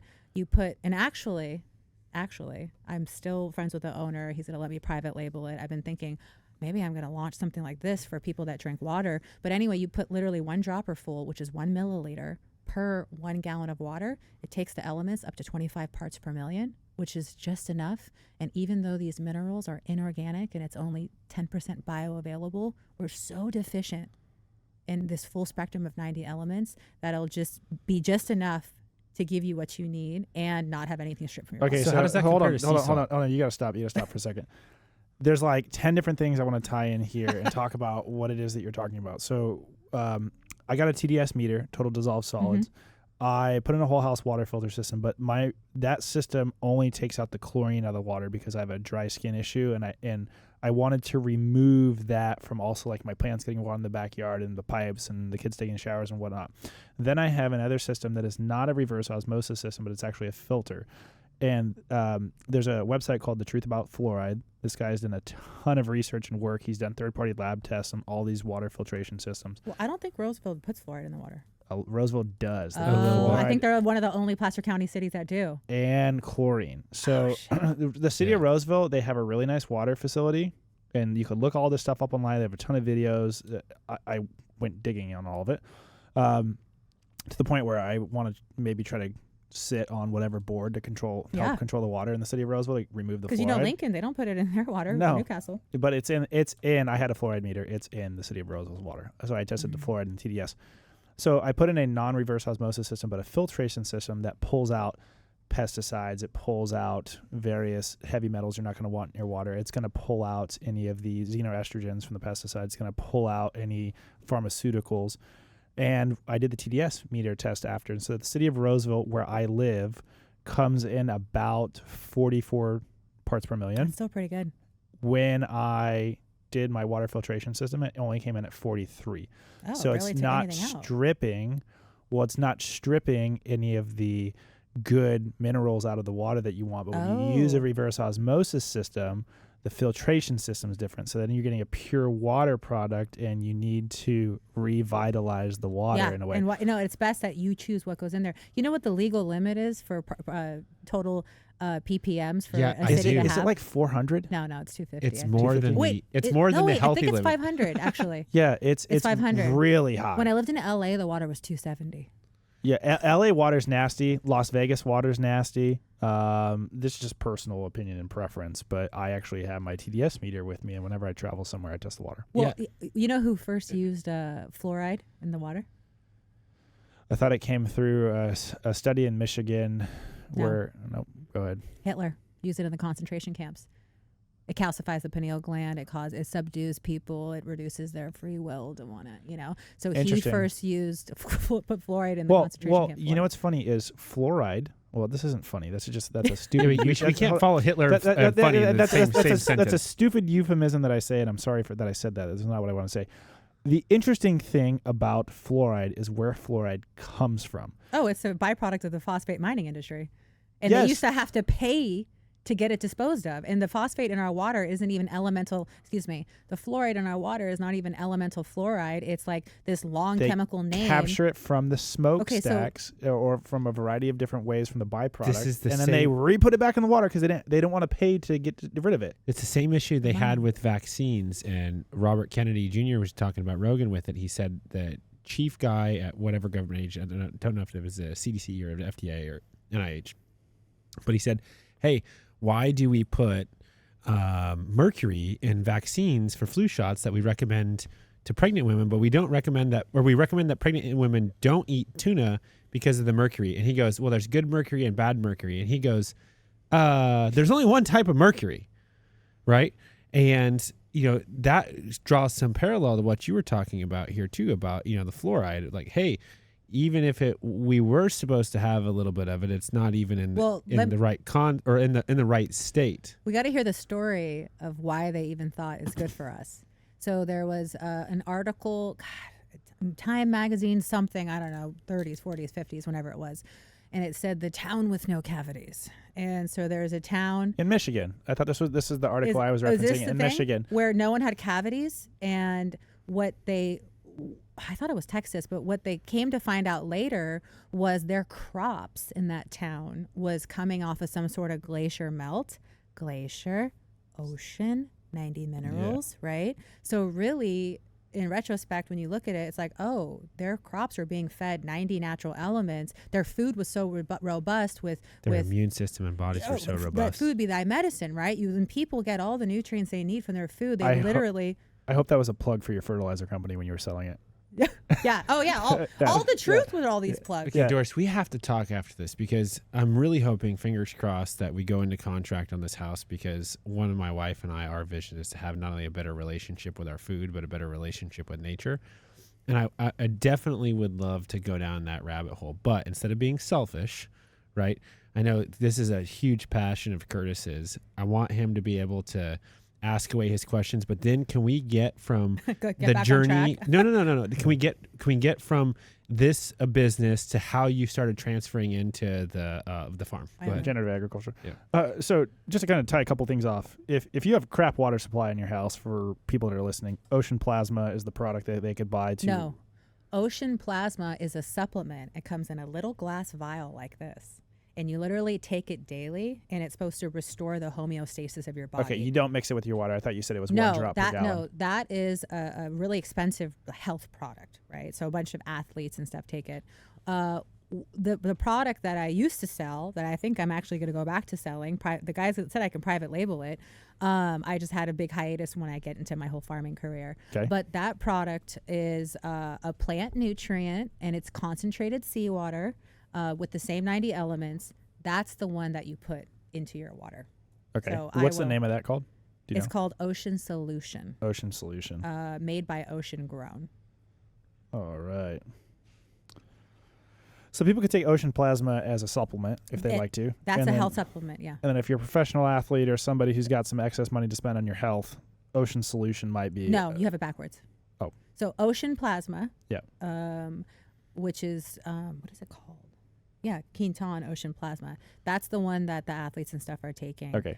It's in a little vial. It comes in a box, little glass vial. Ocean Solution is a plant nutrient. I mean, it's pretty much, it's concentrated seawater. It's a supplement for you. It can be a it helps with the water. If you RO it, you can even put it in your dog's water. Okay. Mm-hmm. This is something, I have livestock. I put it in all my livestock water. This is something you can mix with water and spray it on your plants. So you can grow super nutritious vegetables and, so have you ever bought a tomato sometimes and it just looked like, didn't smell that good and was kind of mealy. And you grow in yourself. But sometimes even when you grow yourself, let's say you're going to the store and you're just buying chicken shit, right? Okay, it's organic. I got chicken manure. Well, all these, I was in the fertilizer industry for years, so I know who made them, and they don't regulate.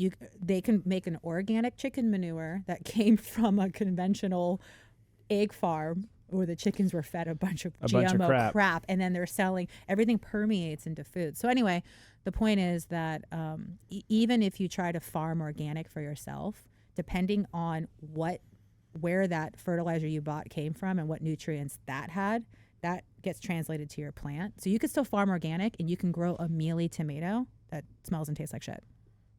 It's all sourcing. But when you go down this rabbit hole, you really have to look at, if I'm going to get fertilizer, organic fertilizer, what was the life of the animal like that was producing the fertilizer? What was going in that animal?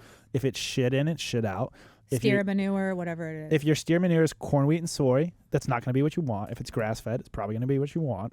And people have to understand sourcing. You have to think about where your ingredients are coming from, and even from a vitamins and minerals perspective. I'm just going to focus on vitamins and minerals. You have to understand bioavailability, but then also sourcing of where those are coming from, because certain types of them, like you mentioned, the bioavailability is affected based on so where they're. This concept right here is what changed my life. This is what made me want to start my own farm. Okay. Being in the fertilizer industry. Okay, so backing up a little, living in LA, read the article, contacted Ocean Grown there in Florida, and I said, "Hey, you got any West Coast distribution?" He said, "No." And I go, "Okay." And I go, "Well, I'm the beer princess. I'm already the fertilizer princess. I'm really knowledgeable on the 3-tier system: manufacturer, distributor, retail. I grew up in it. My father, it took a little convincing. My dad at first, I said, I want to start this company. I told him what it was, and he goes, "Yeah, fucking right. You know shit about farming or fertilizer, and it sounds like a horrible idea. No." And I'm like, okay. Well, so passionate. Bitch, please watch me. And I was like visiting, going home every few weeks from LA. So I got a web. I ended up just forming an LLC right off the bat. I used LegalZoom at the time, and I couldn't think of the company name yet. So it was just Molakides, my last name, LLC. And then I came up with the name Orsa Organic. So I love finding words in other languages. So Orsa is a Latin word for beginning, right, or an undertaking. And I spelled organics with an X on the end, because when I learned about the organic industry and how it was being bastardized and people were taking advantage of it, and how just being organic doesn't necessarily mean nutrient dense. With organic, we know what's not in there. We know there's no toxins and chemicals, supposedly. But it needs to be, you realize the half-life of glyphosate.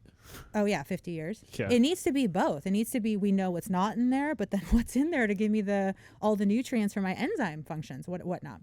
So anyway, and then I didn't start the company. When I contacted the owner, I flew out to Florida. He goes, "Why don't you come on out?" I flew out for 5 days, learned all about the process, the special machinery that he had that would concentrate those sea minerals 4 times. You know how expensive it is just to ship seawater? So he was able to concentrate it down 4 times with special machinery. He went off the coast of Florida, I don't know how many miles, and then had a big a hose that would go down 300 feet. He'd go to a current remember the law of consistency. The ocean will always clean itself from any toxins or anything. It's always trying to get itself to the 90 elements, the perfect proportion. That's why a lot of times things are washing towards shore and stuff, because it wants to keep the middle area that perfect proportion. So anyway, there's all these currents coming in. He gets fresh seawater. He bring back 25,000 gallons at a time, send it to a water lab every single time. When he first sent it to a lab, the water lab, he said, what do you think of the results? They go, "This is some of the cleanest water we've ever seen." They didn't know it was seawater. They just said as far as like impurities and stuff. So anyway, learned the whole process, sat down with him, and I was 28 at the time. But desalinization is bad. Go ahead, continue. So he showed me a fertilizer bag, right? And on a fertilizer bag, there's always 3 numbers, separated with a hyphen. He goes, "You know what these 3 numbers are for?" I go, "No." He goes, "NPK, you know what that is?" I'm like, "No." So I had a little recording device. I recorded 5 days worth. I type like really fast, 60 words a minute. So I went home, transcribed the entire thing, everything. I mean, we literally started. He had a toy combine. He explained how the big ag guys in the Midwest do the soy and the corn. I mean, I got a crash course in ag in 5 days, and also learned about not only commercial agriculture, conventional, but learned about biodynamic and organic. And, it was better than going to school. Because if you go to school, you're also being indoctrinated. You got 30 years of experience. Yeah, you got the chemical companies funding all the universities anyway. Practical is always much better. And then I came back and transcribed it, and literally bought any book he mentioned, took any sort of course I could take, and taught myself agriculture in a few months. So I went on in October of 2008. In December that year, he's like, come out to this trade show we're doing. It was called the Acres USA, the largest, oldest farming magazine. And that's when I learned about Weston Price. You're a health guru, you know about. I do not know about Weston Price. Write that down for later. That's somebody I'm going to go look at. He was a dentist that traveled the world in the 30s and looked at people's teeth and determined their health based on their teeth. And once he found the healthiest population, he looked at their diet. I think it was in the Swiss Alps. You couldn't even drive in there. You had to hike in. And guess what they ate? Well, they ate raw milk, raw cheese, meat. I'm assuming you've been to the Alps before, correct? No. Why would you assume that? Oh man, I didn't know with maybe the travel and the history. I mentioned we No, got I the guess. backstory. Oh yeah, you did read that. I did So, travel the world. Yeah. I've been to the Alps for twice in my life. If I could live in one place and not have a single worry the rest of my life, I'd be living in the Swiss Alps. Wow. It is the most majestic place. It's beautiful. The water's lush. It's like this aqua color. The water is amazing. That's like people are farming there. Imagine cottages. That's what it looks like, and the views are amazing. I'm telling you, as somebody who's a farmer, and you like the mountains and you like the land and regenerative agriculture, and you're into the water and the environment and all the things we need as human beings to function properly on what is mostly like an animal-based diet, raw diet. That place just, to me, just screams the pinnacle of health. The epitome of homesteading. Yeah. So that is one of the main reasons my wife and I are moving, is because that's exactly what we are wanting to do. Try to do more yourself. I believe the system is fundamentally broken, and I am not going to be able to fix it or change it. But having, now a 5-month-old at home, start with you. I'm going to control our own little community and our own little water environment. and food. Water and food. All it's going to take is one more pandemic, and then the stores are going to close, or they're, like the World Health Organization or they don't want us to eat meat. They're going to start banning, carbon taxing us and giving us a bad score for eating meat, and social credit scores and all this. Hold on. I want to say something. There was a survey or a study conducted that basically said what happens if an EMP hits the entire United States, and what they predicted is the major metropolitan areas, 60% of the population would be dead, I think, in 6 weeks. That's, I would think, way sooner than that. But okay, 60%. Okay. 60% of the population dead because of lack of food and water. And dysentery and, Yes. And so when I heard that, I was like, not that there's going to be an EMP. There might be. There could be. Right? Could be some solar flares from the sun. Right. Another Carrington event. I would prefer to be in a place where I control my own ability to get water, my ability to get food, and I can have something where I can grow this stuff in a way that is going to be beneficial. Do you have firearms? I do. Okay. Because how are you going to protect your food and your stuff when people come and try to take it? Yeah. It's kill or be killed in that event. So what I do, just to jump Hold ahead. on. You think we were going to have this conversation with you about conspiracy theories, and then you're going to think we're not gun owners? Well, I could survive. Favorite round, go.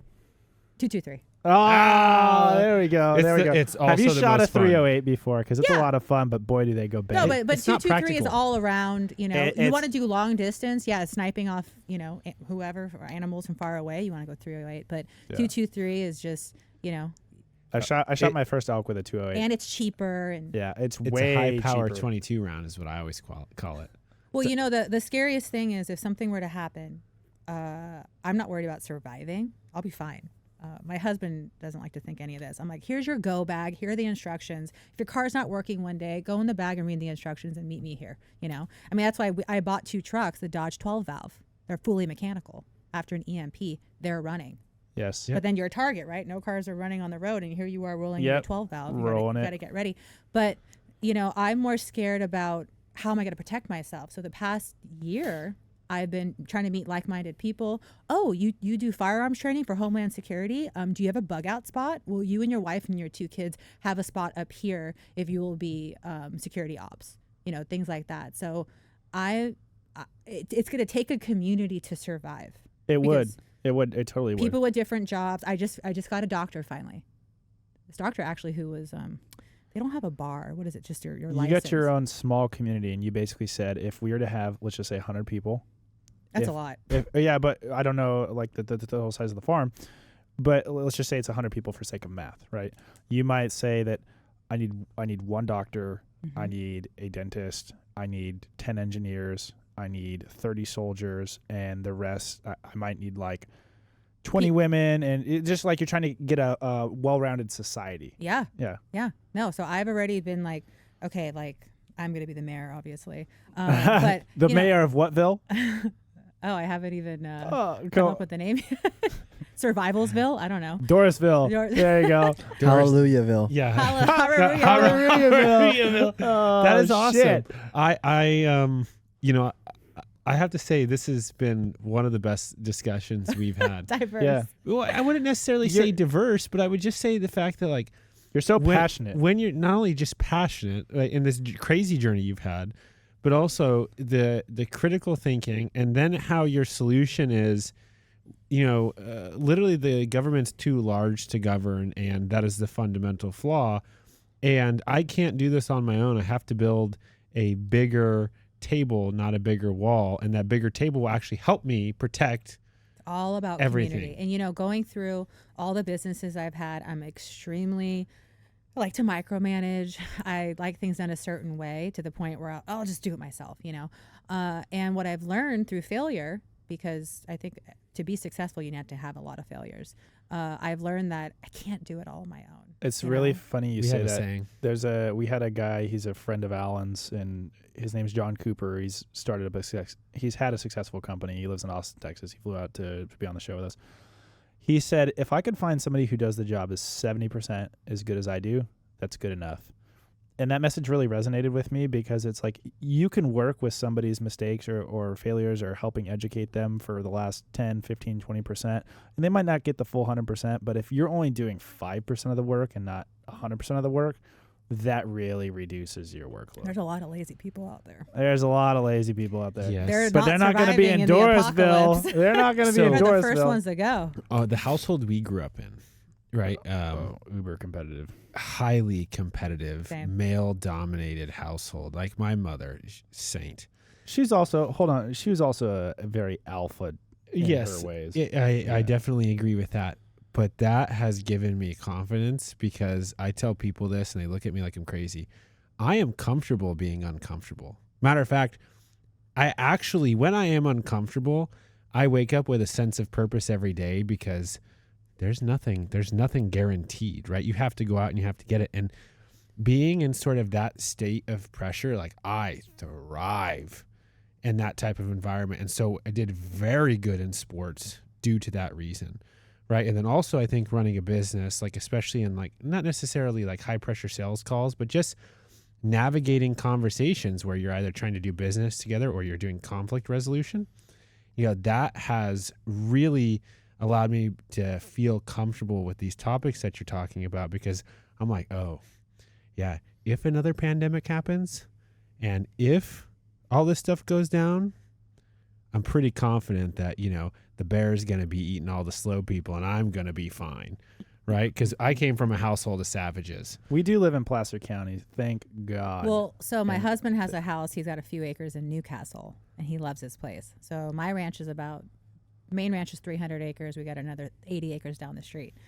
And going back to my mom had, when she bought this place, we were like, what are you buying? Like walnuts? Like crazy. And she's like, oh, what do we need a place to go if something happens? Like there's like different Bible. The fear mongering there's was there. Post-trib, pre-tribulation. I don't even know what she believed, but she was kind of like a Christian prepper, like, oh, I got this place.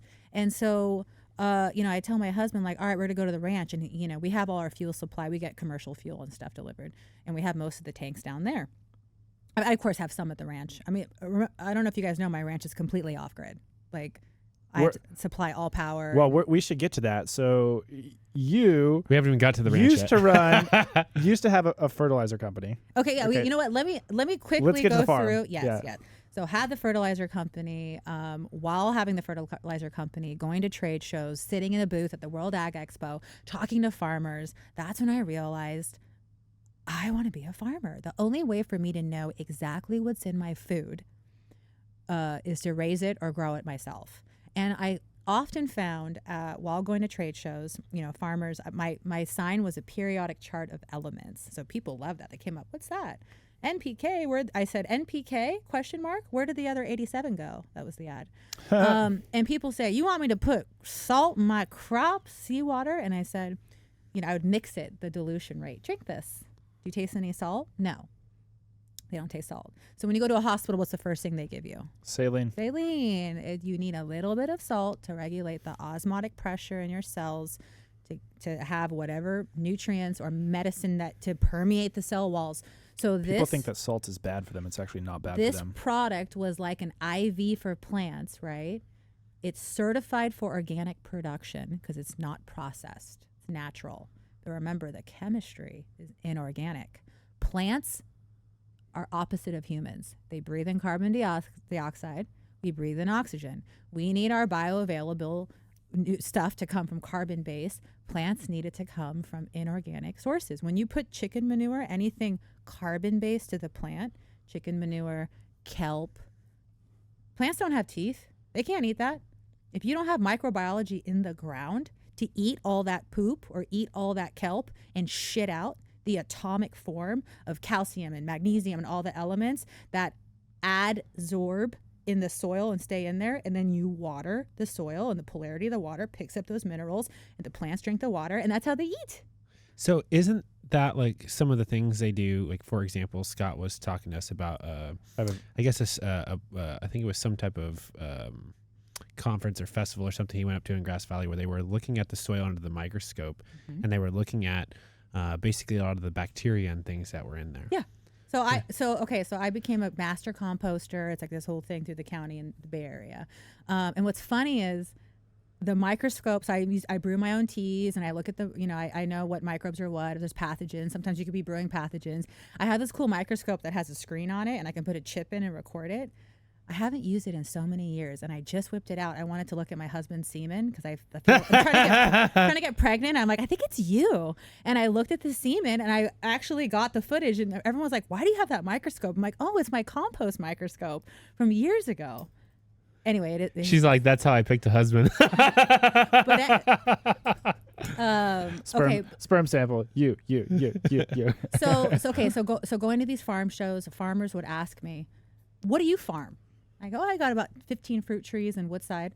Oh, try 2,000, right? Farmers. Always a fucking comparison. Farmers really wanted to buy from a farmer. That's what they wanted to do. So anyway, so all this was happening. I'm like, oh, God, it's really hard to sell this snake oil. Everyone called it snake oil. The only way I got I had a few 100,000 of sales. I would meet my farmers at farm shows. That's it. Give me a trial. Give me 10 acres, right? But think about how farming goes. Depending on the crop, one trial is 3 months, right? Corn, 90 days, right? And then unless there's succession planting and planting corn again, for a farmer to take on something, it has to work once the first time, work again the second time, then they take it on. You can't just have success the first time. Did you have wild success between the farmers that decided to use your product in a couple, like a small plot of their land versus the rest of their land? Did you hear any feedback stories about? Yes. But sometimes it depend on the crop. Something could have gone.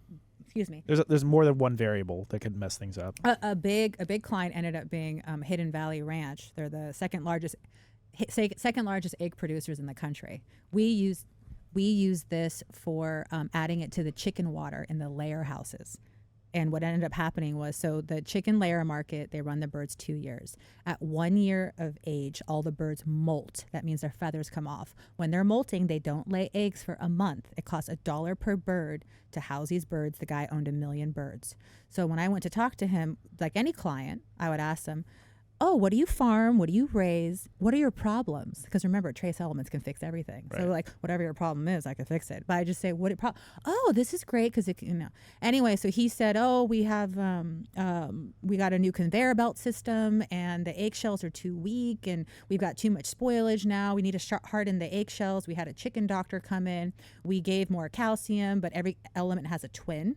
When you do too much of one. There's a ratio. Yeah, so they're giving too much calcium. It was stripping from magnesium. He's like, the chickens, the legs were breaking. And I go, oh, well, this should help with that. It should help with lower mortality rate. It should help lower feed consumption. If an animal is eating something that's not nutrient dense, it wants to eat more and longer because the body is searching for nutrients. So I told him all this stuff, and he goes, it'd be great if my birds didn't molt, but it was like a joke. Like, he's like, yeah, if you could blow through molting. So we did our first trial. I got a blank check for you if you could solve that problem. And his trial, 2 years at a time. First trial, blows through molting, right? Blows through molting. They didn't molt. The birds didn't molt. He saved $1 million. The birds didn't molt. Okay. They didn't lose their, because they molt because it's how often do they molt? Once a year. Once a year. But they only run the birds for 2 years. Once egg production drops off, they kill them. This is where you guys get your eggs from. This is what happened. Okay. So not where we get our eggs from, but where the rest of America does. Yeah. I mean, yeah. So trial 2, it happened again. And it got so big, he's like, I want to private label this product and sell it to all the other egg manufacturers. So I had to pass it back to the corporate because I couldn't do a exclusivity contract for that industry for the whole country. Anyway, so during this journey, I started in January 2009. Summer of 2010, my mom has a massive stroke. I just flown to Hong Kong for my friend's 30th birthday. I'm there a day. My family's like, they thought she had a brain tumor. It was the hospital messed up and she got scanned and they thought I was a tumor, but really it's called like an infart or something. It was a gray area where no blood was flowing to, so the area died. Anyway, so she had a massive stroke, then was transferred to Stanford. A lot of mess ups here and there. Long story short, she her left side of the brain was affected, which is communication and speech. She no longer after that could actually understand what we were saying. She was paralyzed on one side and she had a tracheostomy and a feeding tube put in. Oh, man. So after weeks at the hospital, the doctors recommended that we just let nature take its course. We took her off the ventilator. She was breathing on her own. They wanted to stop the feeding tube. But us as a family, because my mom was such a diehard Christian, miracles, miracles. So we're like, God, she would actually say, if there's a chance, let's do it. She'd be pissed if we pulled the plug. Did you take part of your fertilizer business and apply it to your ocean mom's plasma? I did. Well, no, not the ocean. I gave her the ocean plasma. There's another product I sold called EM, Effective Microorganisms. It's pretty much also the best probiotic you could possibly take. So I integrated that into her diet or her health care. What's funny, one of the times she was hospitalized, which happened a handful of times, rushed to Stanford University, Stanford Hospital. The EM product, it's Japanese technology, but they have the version that they sell online for people to drink is in a different bottle that says for humans, but it's the same microbial blend. So of course the one I gave to my mom says soil conditioner, soil conditioner on it. So I brought her supplements to Stanford when she was admitted. And the doctors are like, soil conditioner, you want, like the nurses were like, doctor, she wants to, and I went over the microbe strains in it, and the doctors were like, oh, okay. So they put their Stanford label on it, her soil conditioner microbes that my mom was able to be given every day at the hospital. There you go. Anyway. Did it help? Yeah, so my mom, there were a couple of things that happened. She ended up having, her first was an ischemic stroke, then she had a surgery. This is when after this is when I learned, like, really have to question everything even more. I was already on I have to question everything. You were skeptical, and now you're just a skepticist. But then, like, my family, too, not everyone's on board. So we just kept asking with every step. We kept asking the doctors, hey, doc, what would you do? Doctors always want to take that chance. So when she first was stroking out, she wasn't fully out of it yet. The strokes weren't that bad. I mean, she was getting the MRI asking for me. They're calling me, like, Mom wants you. I'm her favorite. She's like, Dori. That's what she called me, Dori. Dori. Hong Kong, Dori. And I'm like, oh my God. As soon as I get back, she's being prepped for surgery. They wanted to go in here and see if the clot was here so they can put a stent in. But they said, if we do this surgery, there's a possibility she could suffer a massive stroke or a massive heart attack. Like, what do we do, right? Do we take the chance and not do it and have her possibly start stroking out more? Or do we take the chance to possibly fix her, which could fuck her up more? Well, we took the chance. She had a massive stroke and heart attack during the surgery. So after that, it was like down for the count. Then we put her in this neurological facility rehabilitation center in North Bay in Marin. And they said, doctor called me. And at this point, my dad now is like really boozing hard.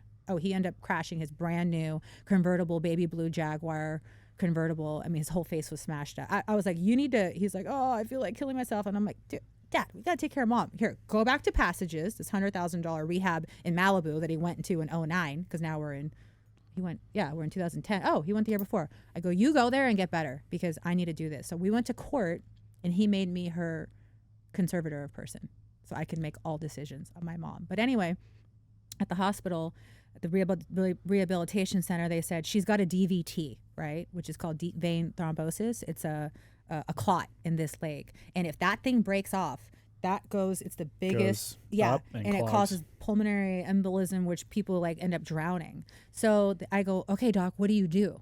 Well, we got to give her a blood thinner, but because she has a vascular disease and her veins and her arteries are already thin, the blood thinner could cause her to have a bleed out, which is a hemorrhagic stroke.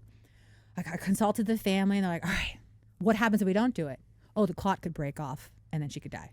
Oh my God. So we do it. Within 2 weeks, now hemorrhagic stroke.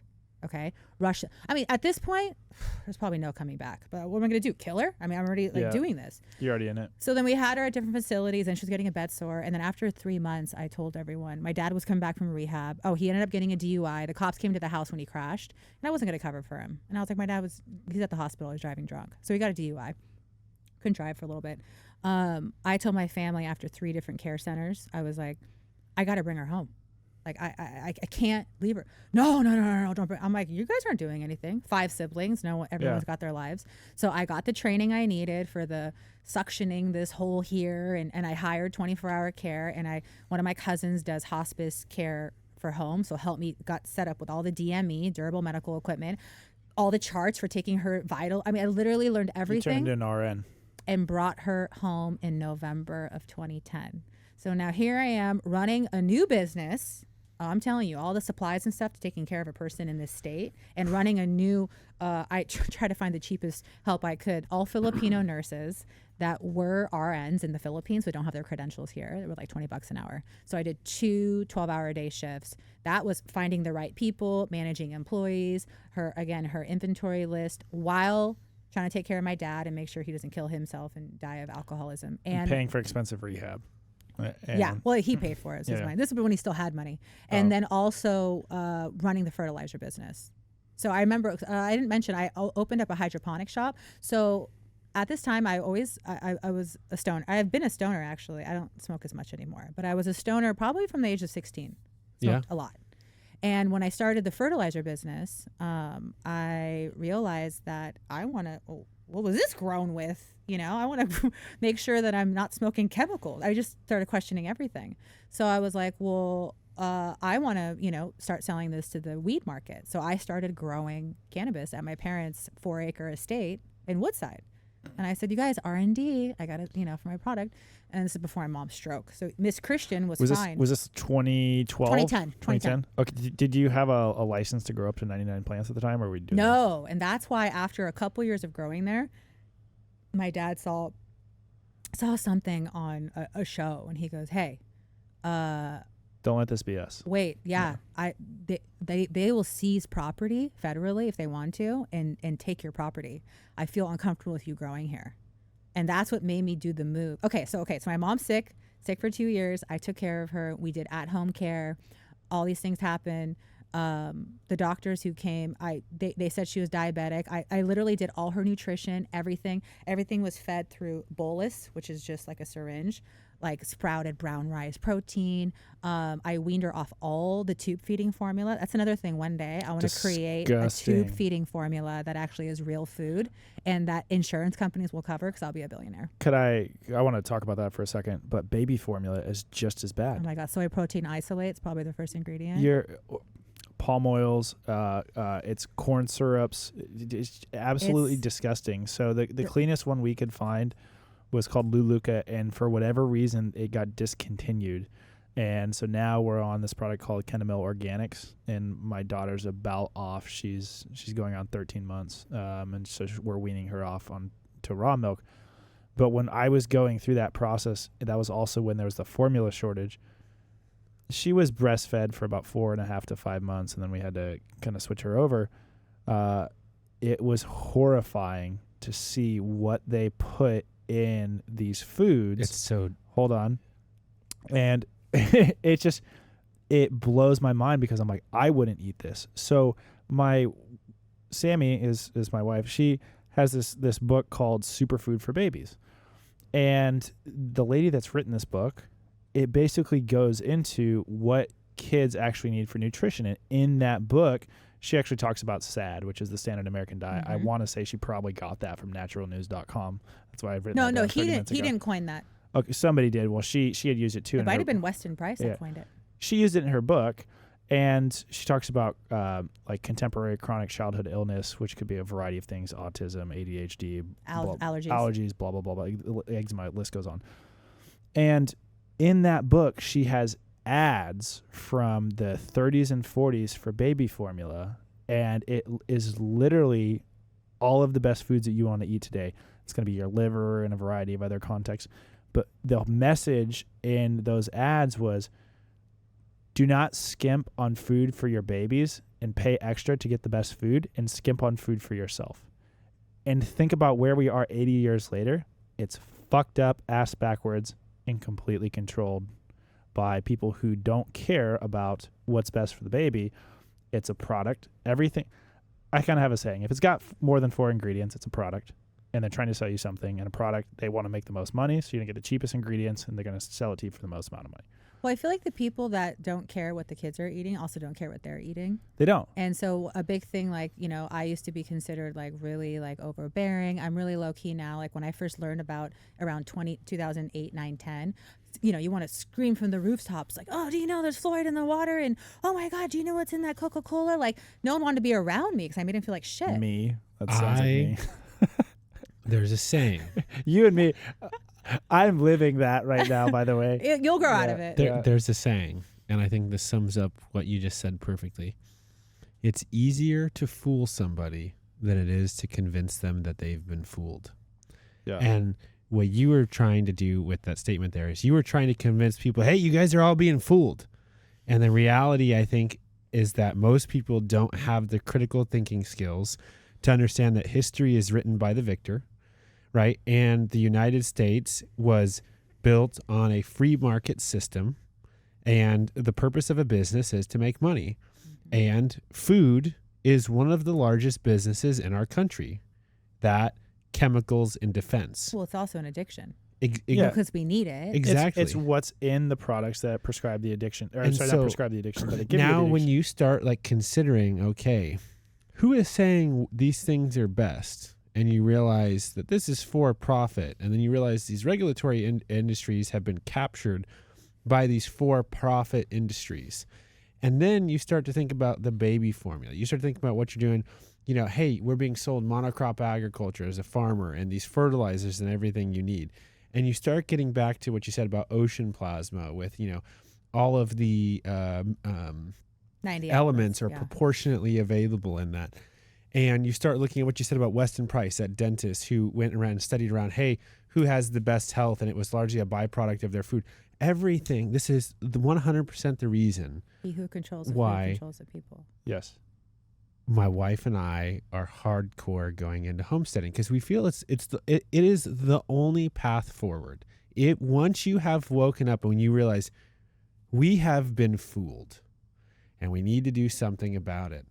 It's the only viable solution that we found. So many people that still don't care, and they're the direct result of literally like a brainwashing agenda of, you know, there's so many subliminal messages in the movies and the shows and the music, and you know they want to distract everyone. And well, this is what I wanted to say a minute ago. I tell people, guys, this works for guys. I say, okay, if you have a brand new Ferrari or an old 19-something Ford Chevy, I don't know, whatever's your dream car, are you going to go put crappy Arco or some shitty oil in it? Like, Hell no. Well, Why why? are you eating McDonald's? No, you ask why. Oh, because you want to make sure it, you know, lasts the longest and runs the best. I'm like, well, then why the fuck are you putting this crappy food? It's the exact same thing. This is your body. That resonates with guys, and I've used that message before, and it just doesn't resonate with some other people. I think of it in a little bit different context than the way you mentioned it. I think that people generally, they want to do the right thing. Alan had mentioned that people are easily fooled and when people aren't being truthful. I look at the population, let's just say from like 25 to 50, and a lot of these people are so unhealthy. You could just see it in their physical stature. They don't know how to help themselves, therefore they can't help their children. And it's a vicious cycle that they don't know how to break out of. And a lot of it, like I've been in the fitness and nutrition space for 15 years. And I only feel like within the last 1.5 or 2 years that I've really actually understood what it actually is to be healthy through a different avenue, not like the avenue that you took. Mine was all just based on like high level performance athletics and understanding why my body did or didn't feel good one day and sort of optimizing variables around me to continue to get higher level performance. And what I realized is that the information out there on what's good for the human diet is so fucked up that there's 99 lies to every one truth. Mm-hmm. And you look at that, that's the same for the nutrition space. It's the same for water. It's the same for the products that you put on your skin. It's the products you have in your house, the materials that you use for your clothing. It's all over the place. And if you're able to sift through all the BS like you've gone down, I can tell from how passionate you are about a lot of these things, and just from my knowledge, knowing that like, hey, where's the area going right in? And you're talking about those areas plus like 10 other areas. It really just shows that the normal person who, whether they don't have the time or they're not smart enough or they don't care to do the work, like this is a lot of work to figure out what it actually takes to get to being healthy. And this is all the issues from industrialization. Days of research for every different product you want to switch. And how many products are in your household? I've fucking struggled with this. I've been trying to find like quality toothpaste, just like a quality. This is the advice I tell everyone. Yeah. Right. So again, when I used to be 15 years ago, like pretty much make people feel like shit for everything they're doing. Like, oh, pretty much I'm a walking, talking, poison. Encyclopedia, poison, you suck. I know what I'm talking about. And so now, if I go to someone's house now, I'm not going to say, train us, please. Well, what I used to say when I went to places was, oh, I'm good. I can't eat that. Is that GMO? I can't eat that. Or is that, is that conventional? So how Valley girly of the alienated myself, and then made myself seem so, above everyone. And that's what I kind of changed. I live by the 80-20 rule now. I'll go out to eat, and even if you go to a luxury fine dining restaurant, unless it says it's locally grown or it still could be conventionally grown. But anyway, so now what I tell everyone is, hey, I like to plant the seed. So I kind of just not too rudely mention things here and there. And then, unfortunately, sometimes it takes someone to have like a family member like get cancer or something actually bad to happen for people to really wake up. But there are a lot of people that just, especially now with social media, like all the shit that I used to talk about 15, 20, 10 years ago. It's all over the place. It's all over the place. So I say try one product at a time. Like you got your favorite toothpaste, whatever, a favorite deodorant that, it's an antiperspirant, aluminum, causes Alzheimer's, goes straight to the biggest port, in your body. Like try different ones, do your research and find one you like. That's a good substitute. And then on to the next one. Dr. Squash. That's shampoo, just one by one. And then usually it'd take a couple weeks for one, even if it's once a month, 1 year. You gotta just slowly rotate them out. You got face lotion, you got shampoo, you got body.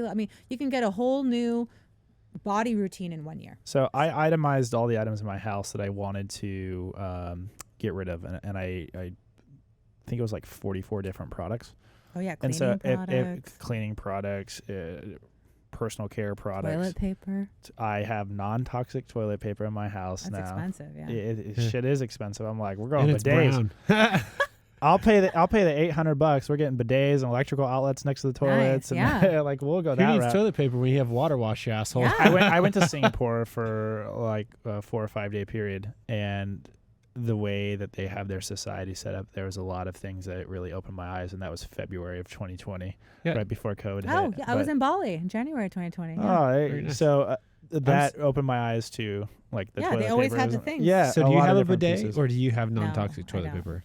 I was so surprised with the clean butthole you didn't have, or the nice looking butthole. Wait, you didn't have a bidet. He said it was nice looking. You can't smell through the picture, but if it was scratch and sniff. Oh man, I hope somebody has listened to this whole podcast so they don't just think I'm weird. Let me. My problem is I've done so much. I like to go into detail and all these tangents. But you and I could talk for hours, but Alan's been talking a lot. So my mom. No. So right before when I first started the ag stuff, my mom said, because I went from glam and my Mercedes convertible and just loved shopping. I didn't even like going camping before. And when I first started the fertilizer company, I had never even grown a plant. So this was like crazy. And then my dad, when he saw that I had, was moving so far, went to Florida, did all this stuff. He was like, wow, you're really serious. He's like, give me a business plan. I'll look at it. And maybe I'll fund it, but you have to move home from LA. You have to move home from LA. It's an 8,000 square foot home in Woodside. He's like, you need to be a state manager, take care of the house. It's too big for me and your mom. You move home, I'll get you a warehouse. I'll be your, he took 50%, which messed it up because I couldn't do women owned. But anyway, he's like, I'll fund the whole thing and we'll do it. So that's how I ended up starting it. But he took 50%, you got 50%? Yeah. No. Well, we never actually made a bunch of money, yeah. Because of my mom's stroke. Yeah. So already when she had the stroke, it was hard because to sell, I need to be out there going to farms, helping with the trials, shoulder all this rubbing stuff. Yeah. And so, I always had to be close to home. So I did that. So summer of 2010, I kept the business open for a few years. But before her stroke, she told me, I hadn't been to the mountain property since I was like 20. I almost like forgot about it. And she's like, Dori, we got the walnuts, 30 acres of walnuts. And for 10 years, no one's harvested the nuts. And we had a Cal Fire caretaker guy living on the property that wasn't there much in the summer. And she said, you got to go redo the walnut orchard, revive it. And I said, Mom, I'm busy selling fertilizer. I'm going down to Fresno. I can't do it. She was like, no, it's a test case. So anyway, so she ends up having the stroke, can't talk. We put all her property. My parents were still married, but she had some properties that my dad, but she didn't have a will. My dad had to sit there and separate everything. My mom had 4 children from a previous marriage. And I think they kind of, and we're all I'm actually all close with them, but they wanted to know like, well, what's going to be ours when mom goes? So my dad at the time still had like 12 or something million. And so he made the will and put certain mountain properties. My mom had 3 mountain properties. He put some of them in her separate estate, right? So anyway, I became the trustee of her estate, and I had to go up to this where I'm living now for the first time in over 10 years.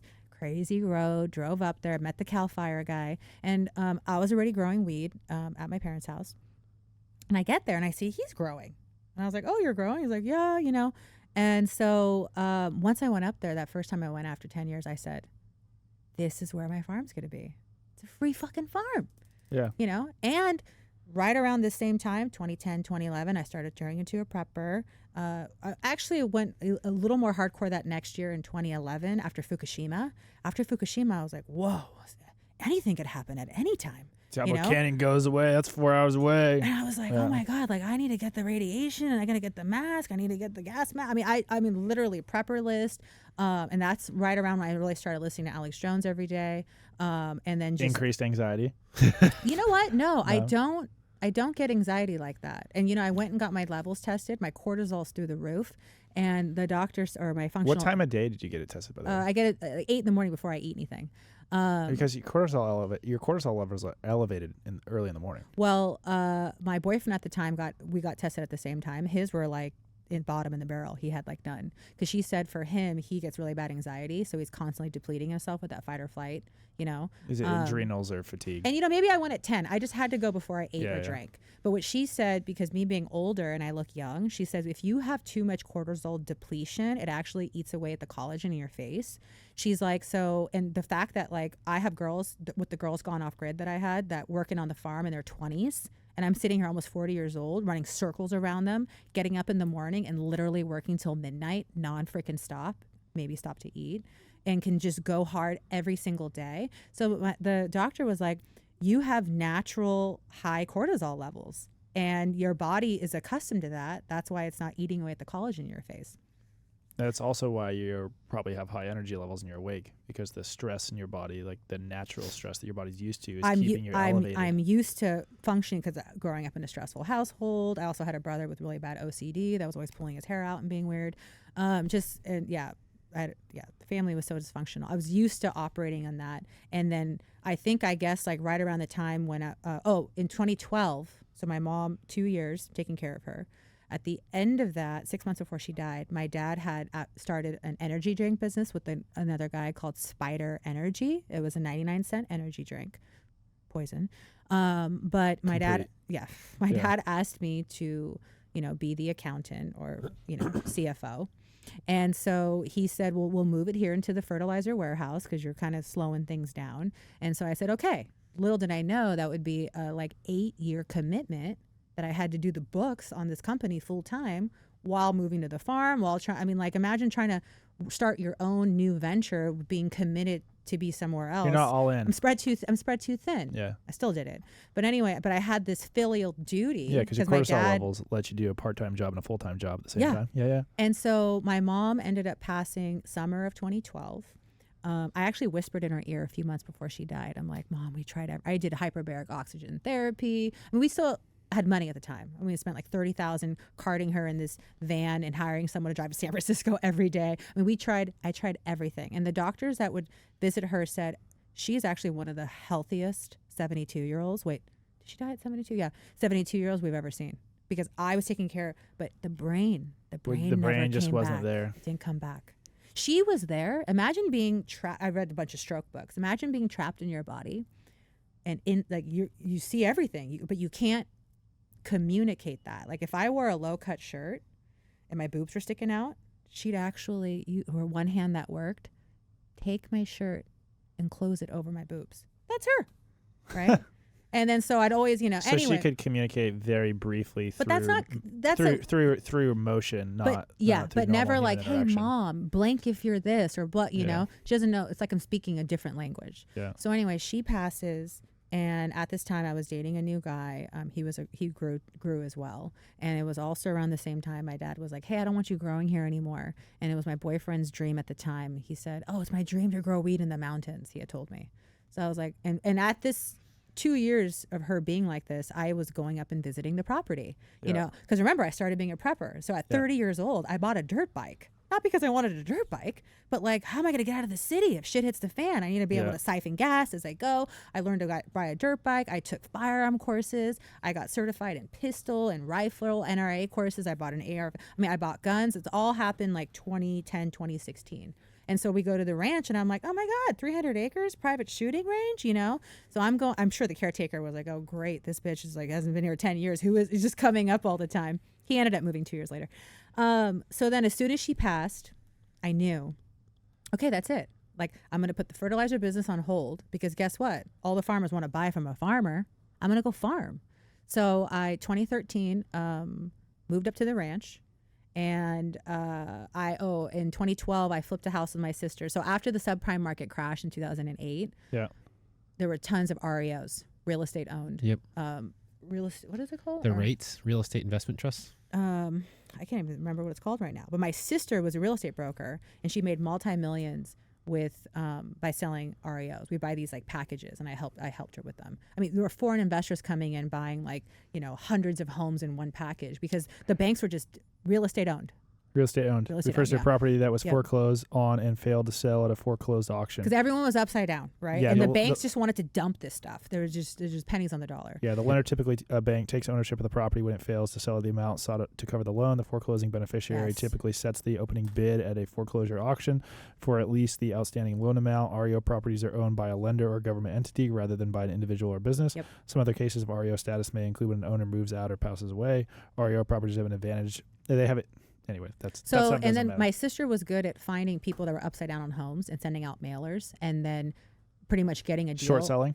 Doing a short sale. And she went to law school. She didn't graduate, but then she ended up doing the negotiations. So she would buy houses for $100,000 less than current value. Yeah. So anyway, she lost a couple. She used to be a property owner, lost a few homes during that crash. So she had a foreclosure on her record. She got this killer deal in Santa Clara and in the Bay Area, and she said, hey, I need your credit. I need you to buy this house, and we're going to flip it. I'll give you 50%.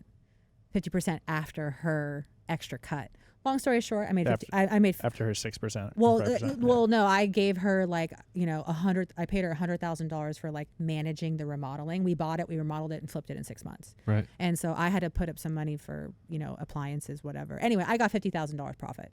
So I took that money and I matched it with my boyfriend's $50,000. And that's what we decided we were going to, if we're going to go start farming. I was more passionate about homesteading, bug out spot, reviving the orchard. But how do you make money doing that? I'm like, how are we going to make money? Cannabis. So we put the $100,000 together. And remember, I had the fertilizer company and I got everything wholesale. So everything we got to buy for the pot farm was, wholesale. And organic and whatnot. So we went up, and that's how I got into cannabis farming. And it was all organic. Was this illegal or illegal? It was technically under Prop 215, which was medical marijuana.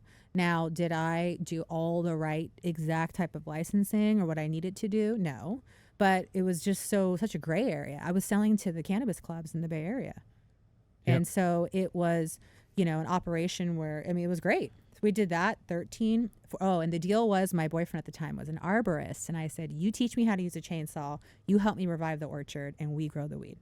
But he was kind of a negative Nelly. And he's like, Because I had people come Those up to types of people want to, they bring you down. Well, I have, well, no, they make me want to fight harder. Really? Yeah.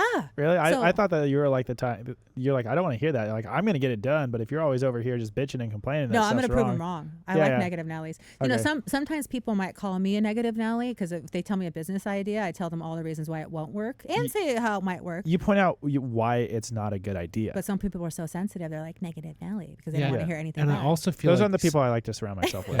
I also feel like people, when they put out an idea, there's having an idea, everybody's got ideas. But the people who know how to execute, yes, I would argue that you're in that category. Yeah. I would argue that Curtis and I are in that category.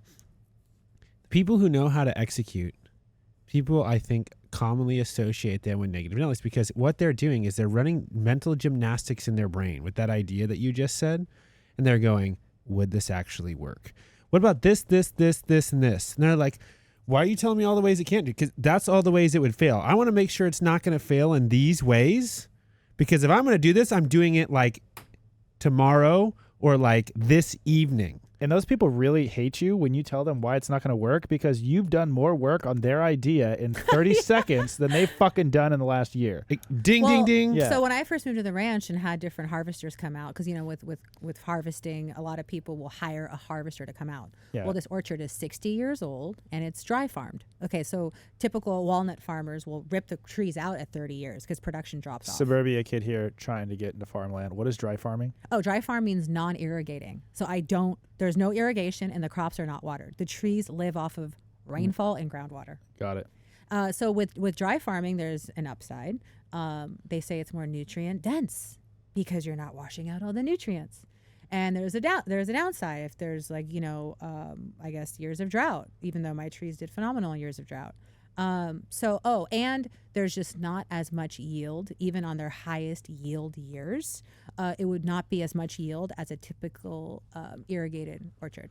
Yeah, so, but a yield by weight or a yield by nutrient density? Yes. Well, yeah, but there's no money in nutrient density. But that's not the way the farming industry works. Unless I do a big marketing thing and teach people why this is so important and this is why I'm selling it for 20% higher, yada, yada. So, but I had people... need 20% less. Well, I had people come out and they're like, oh, this is a money pit. Like, no one's going to harvest this. There's no money in this, you know.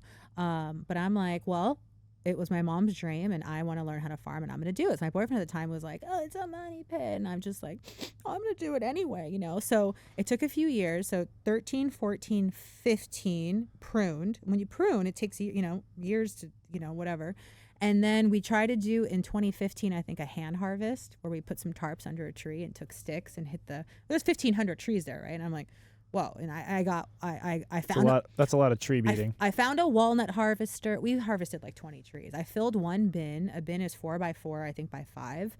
But walnuts, like, you know, conventional in shell, they sell for like $2 a pound. I mean, you have to be a really big walnut farmer with thousands of acres to like make good money.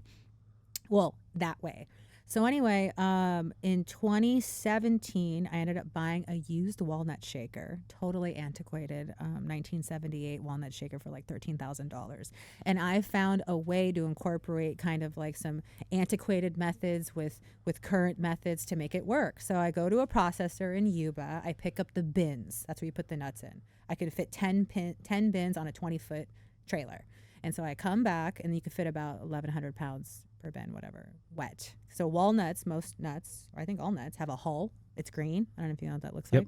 Okay. And you wait till the time when the hulls start to crack, and once they have about 60% crackage on the tree, you harvest them. So the shaker goes up to the tree and grabs a tree and shakes it, and all the nuts fall down. I saw that in the Central Valley for almonds. Yes. Yeah. They do that for all the nuts. So the thing is with that, I ended up having a method, and this is when I had all the girls come. I got a crew of like 12. What'd you call that crew again? Girls Gone Off Grid. Okay, Girls Gone Off Grid. Okay. Let me actually, because I'm skipping over just a small finish the shaker story, and then we'll go Girls Off Grid. Okay. Yeah. So I have my little crews, my 2 crews, and I shake the tree. And then everyone picks up the nuts, and we funnel. We just have a whole method, and we get them in the bins, and I take them to the processor, and that's how I do it. And all the guys, it's all men at the processor. You do what? How do you do it? Because in a walnut orchard now, they shake the trees on the floor. Then you have another machine that comes through and sweeps all the nuts into wind rows, right? So all the nuts go into these long rows, the sweepers, and then you have another machine that comes and drives over the rows of nuts, and it sucks up the nuts and spits out the leaves and twigs, and then those nuts go into like the bay, and then they get transported to the processor, which then washes, takes the hulls off, dries them, and then you got your walnut.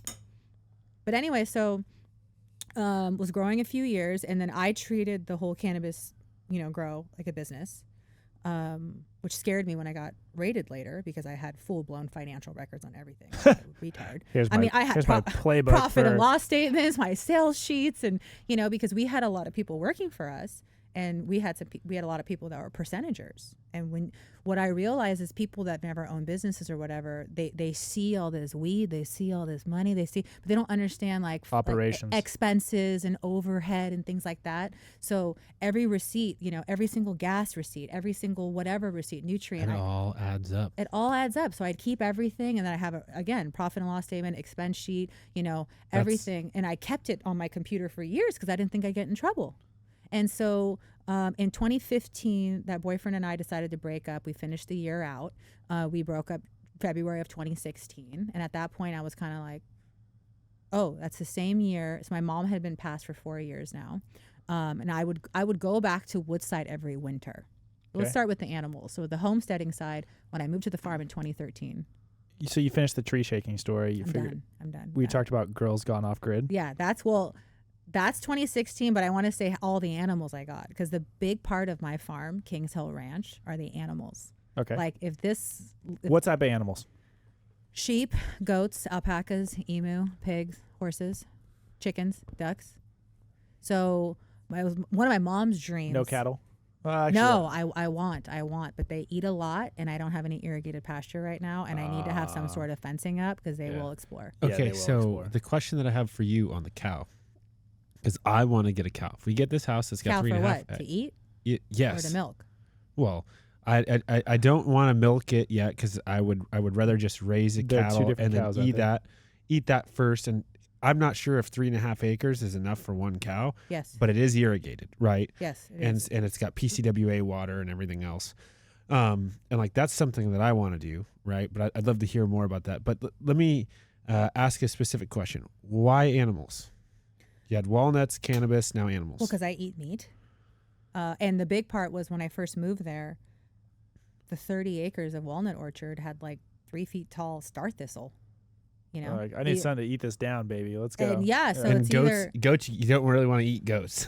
I always wanted to have goats. When I still lived in Woodside, I hired a goat eating crew to eat like 2 acres of poison oak. The city of Roseville has these goat crews that roll through and chow down all the fields. Oh, they're amazing. Yeah. So I bought goats in 2013. I started with 8, and then I worked up to 100, and now I'm at 45. I'm downsizing now because alfalfa's through the roof.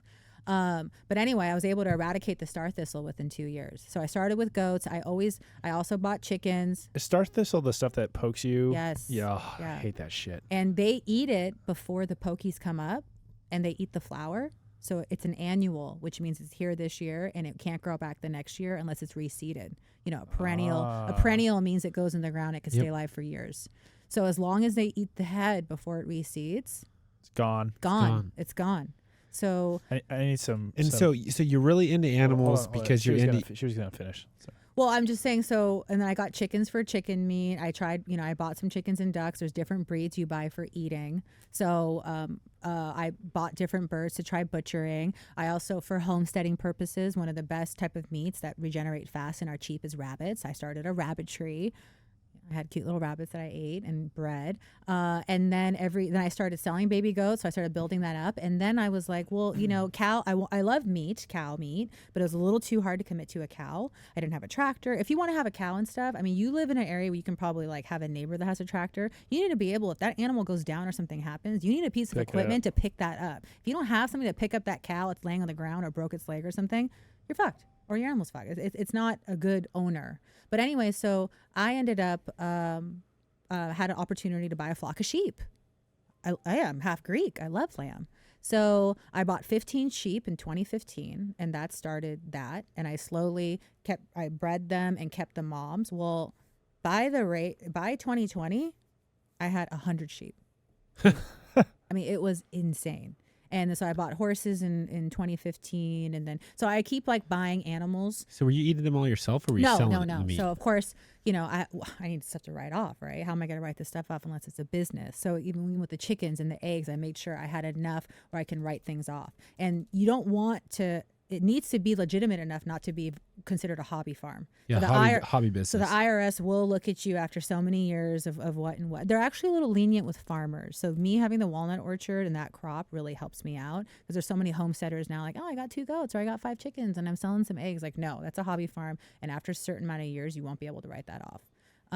So anyway, I just kept trying different things. And so by 2016, when I was alone and single again, I was like, you know what?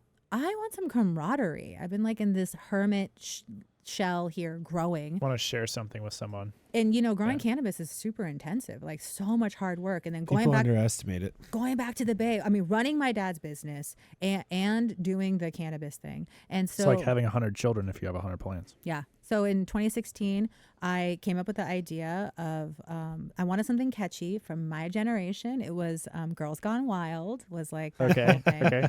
And I know that sex sells, and I didn't want to be too sexy. I wanted to be able to bring people in, and people like the skimpy stuff. But when they come, I want to have something cool to share where people are learning something. Okay. So I was like, all right, Girls Gone Off Grid, and I started the Instagram account. And I started posting doing butchering chicken or birds and what were you guys like in bikinis or something? I mean, not with the butchering and stuff, but just doing. Yeah, it's a messy job to do in a bikini. Doing normal chores, but I mean, that is what people think is like really crazy. But when it's really hot in the summer, we are in bikinis all day. So if I'm gonna have a job where I have to use my chainsaw all day, no, I'm gonna put some long pants on even if it's hot out, but if I gotta cut something down quick and chainsaw for 20 minutes, I might be in my bikini, might be in my thong. I'm just doing a quick little chainsaw, so they'll see those quick posts like, oh, she's chainsawing in this bikini or whatever. So that kind of you got every blue collar dude hooked on his phone. Oh my god. So that kind of became a thing. And then at some point, one of the girls that worked for us knew someone else that knew a writer, and they wanted to do an interview. So they sent me a list of questions. Now, I was told this guy writes for Maxim magazine, because our friend who got the article was in Maxim. So I answered all the questions, and that was then 2 months later, January of 2020, I'm in Bali. Boom, I wake up my first day in Bali and my phone's blowing up. Oh, cuz you're famous. Daily Mail did an article on the Girls Gone Off Grid. And of course they asked, do we have permission to post any of your Instagram stories? Yeah, sure. So this one girl that, worked with me, that was a good friend. Posted the cannabis. Well, this one girlfriend has a really big butt, and she always liked to wearing her little thong. So they post a picture of her with the cannabis in the garden. They post me with my AR-15 that wasn't legal anymore. And then, I have friends even on Snapchat who were taking screenshots. When you're on Snapchat, they'll just post an ad. So that one said babes, buds, and bullets. It's not really, buds and bullets aren't really a good combo. And then there was the ATF. I immediately called my friend and I was like, go to my house, take apart my AR right now. I thought for sure the ATF was going to go raid me. Did you have the bullet button on at the time and it changed? Yeah, I bought it in 2011, and there was a few things. It had a collapsible buttstock. It had a flash suppressor. That's the hard part about owning guns in California. You can be an accidental felon because they'll change the laws and you don't know it, but you purchase it legally. You know what though? It's I get it. Because that's what you can say for running a business. I didn't know the law for this change. I don't know how to get a permit for that. Right. It's so hard to run a business, all these laws and it's just like something else. And if you want to be a responsible business runner or owner, if you want to be a gun owner, you have to stay on top of it. So I get it, and it sucks. It does suck. We're a really hard state to be in. And then there's good old Freedom Week in the state of California. So so the Girls Off Grid, this takes off. Is that what led to the raid? No, we already got in trouble. California changed its laws in 2017. We voted to legalize it. Yeah, in 2018 it was legal. So it took Placer County about a couple of years to get its shit together. Yeah. What are we going to do, right? Every county can choose if they want to allow commercial cultivation. Yep. Everyone in the state is allowed to grow 6 plants per the guidelines of that county. So if you have a multi-family household, it's only 6 plants per parcel. Even if you have 2 families living there, it's only 6 plants. If you're near a school, you can't. If you're this, you can't. There's certain things, but that's the rule. Well, Placer County voted to ban commercial cultivation. They only wanted to allow 6 plants a person. So code compliance came out on my birthday in 2019. We're right in the middle of one of the harvests, and they were cool. They say, we don't care what you do with it this year.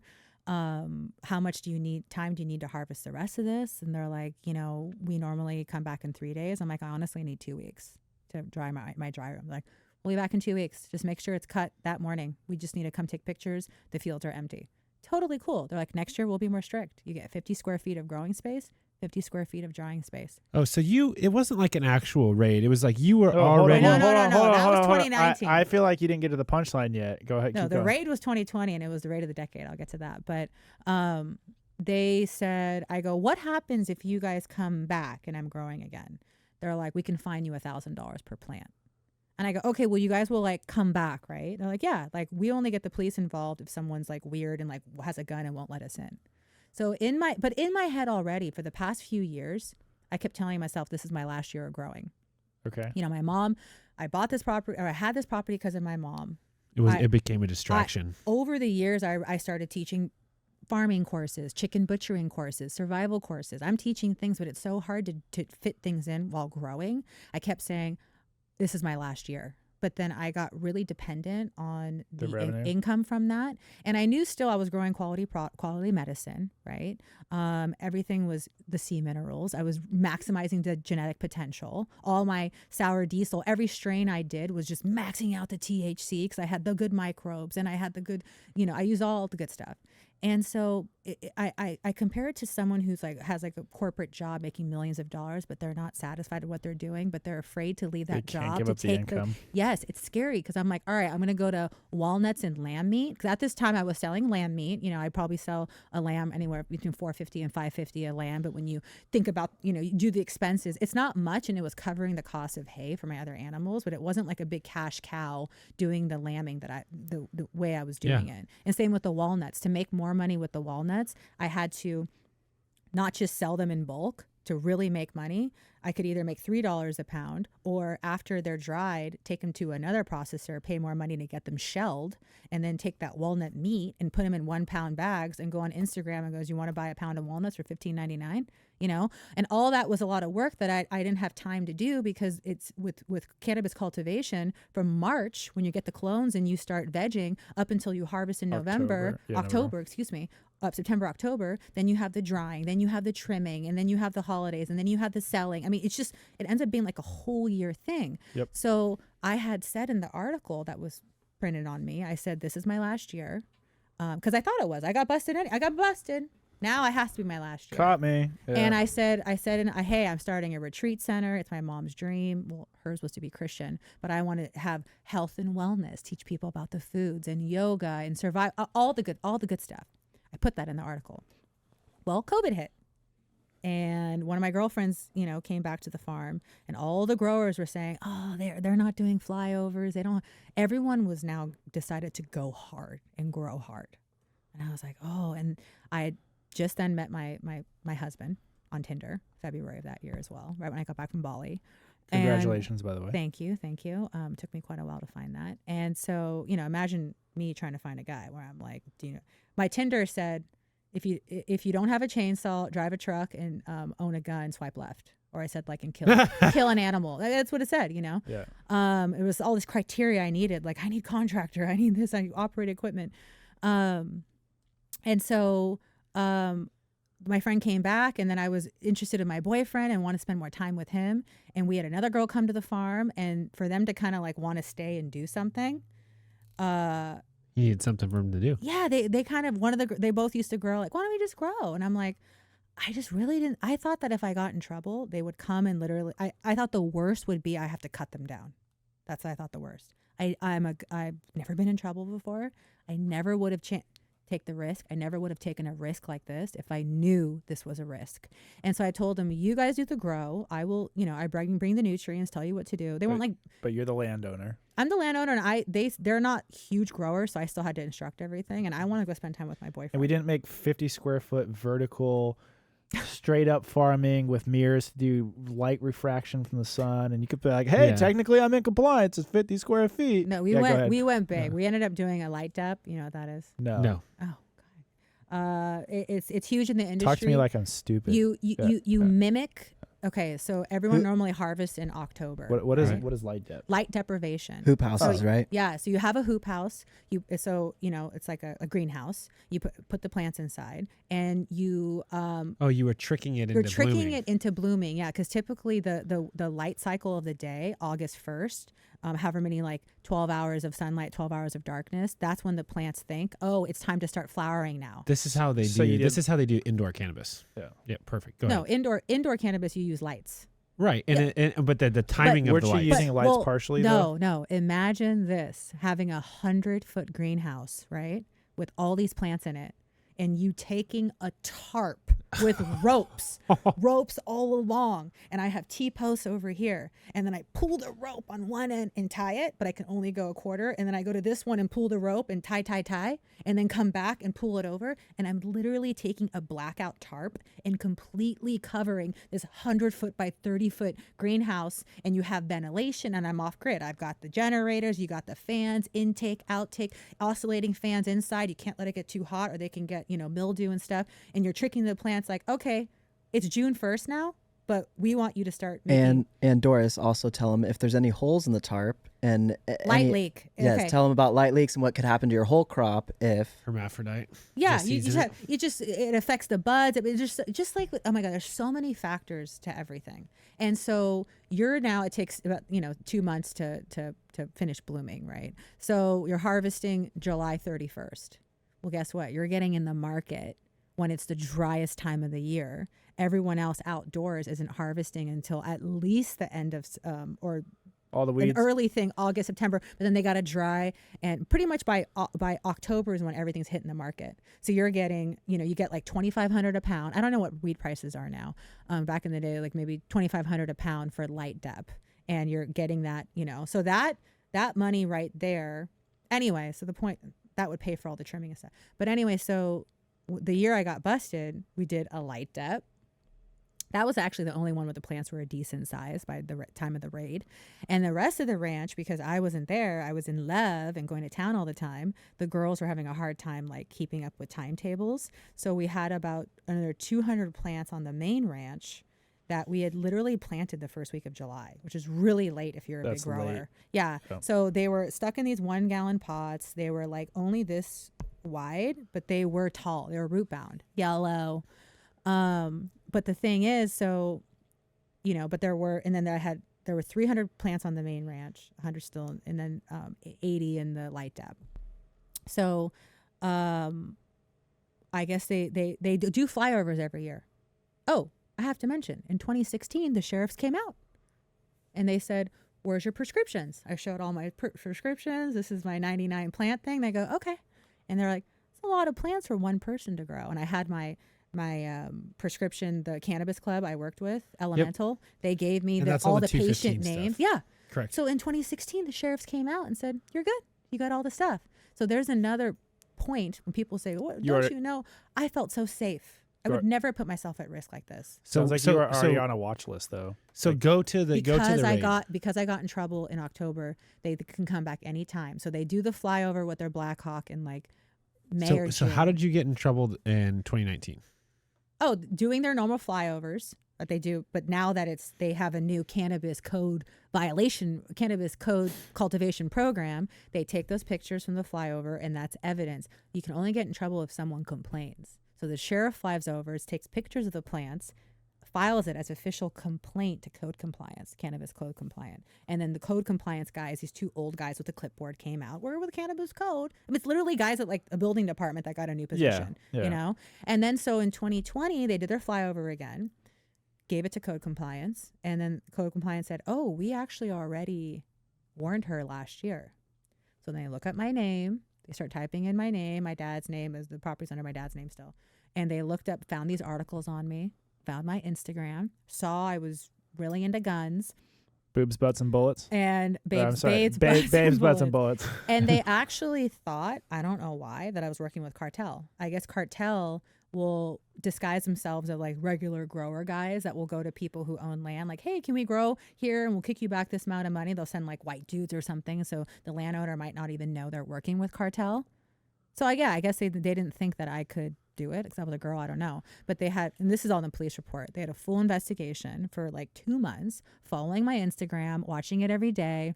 I didn't put anything about growing because I said I wasn't growing anymore and I knew it was illegal. I had a lot of old posts and stories on my highlights from previous time that they saw on there that they use as evidence. And then one time I said, oh, growing 6 plants. And I like panned the camera back and just showed 6 of the plants, which they put that in the report. Like, oh, clearly there was a big greenhouse and she just showed 6. I don't know. It was dumb. So anyway, they also thought I didn't get convicted because it wasn't true. They put in the police report, they thought I was laundering money through my father's business. Oh, also this year in June, a month before the raid, we had to file bankruptcy on my dad's business. And that was actually, it was sad because now my dad put his last $4.5 million into that business and had nothing. This guy that was like balling out before went to nothing but Social Security. Yeah. Most people don't realize it when you make a lot of money, it's not necessarily about getting it, it's about keeping it. And there is an art to keeping your money. Well, and there's an addiction to gambling, which doesn't have to mean going to a casino. Or gambling in businesses. Like my dad gambled in the stock market, and he was like, what is it called? That one law where like you have so much invested in something, you want to keep going because you have so much. But you shouldn't. The law of diminishing return or something. Yes. I don't know what it's called. Yeah. And so he was like, oh, we're almost there. And we actually were in Dollar General nationwide. We had 15,000 stores. But a hiccup in the can production and then COVID hit, filed bankruptcy, and literally he went to nothing. So that was a month before.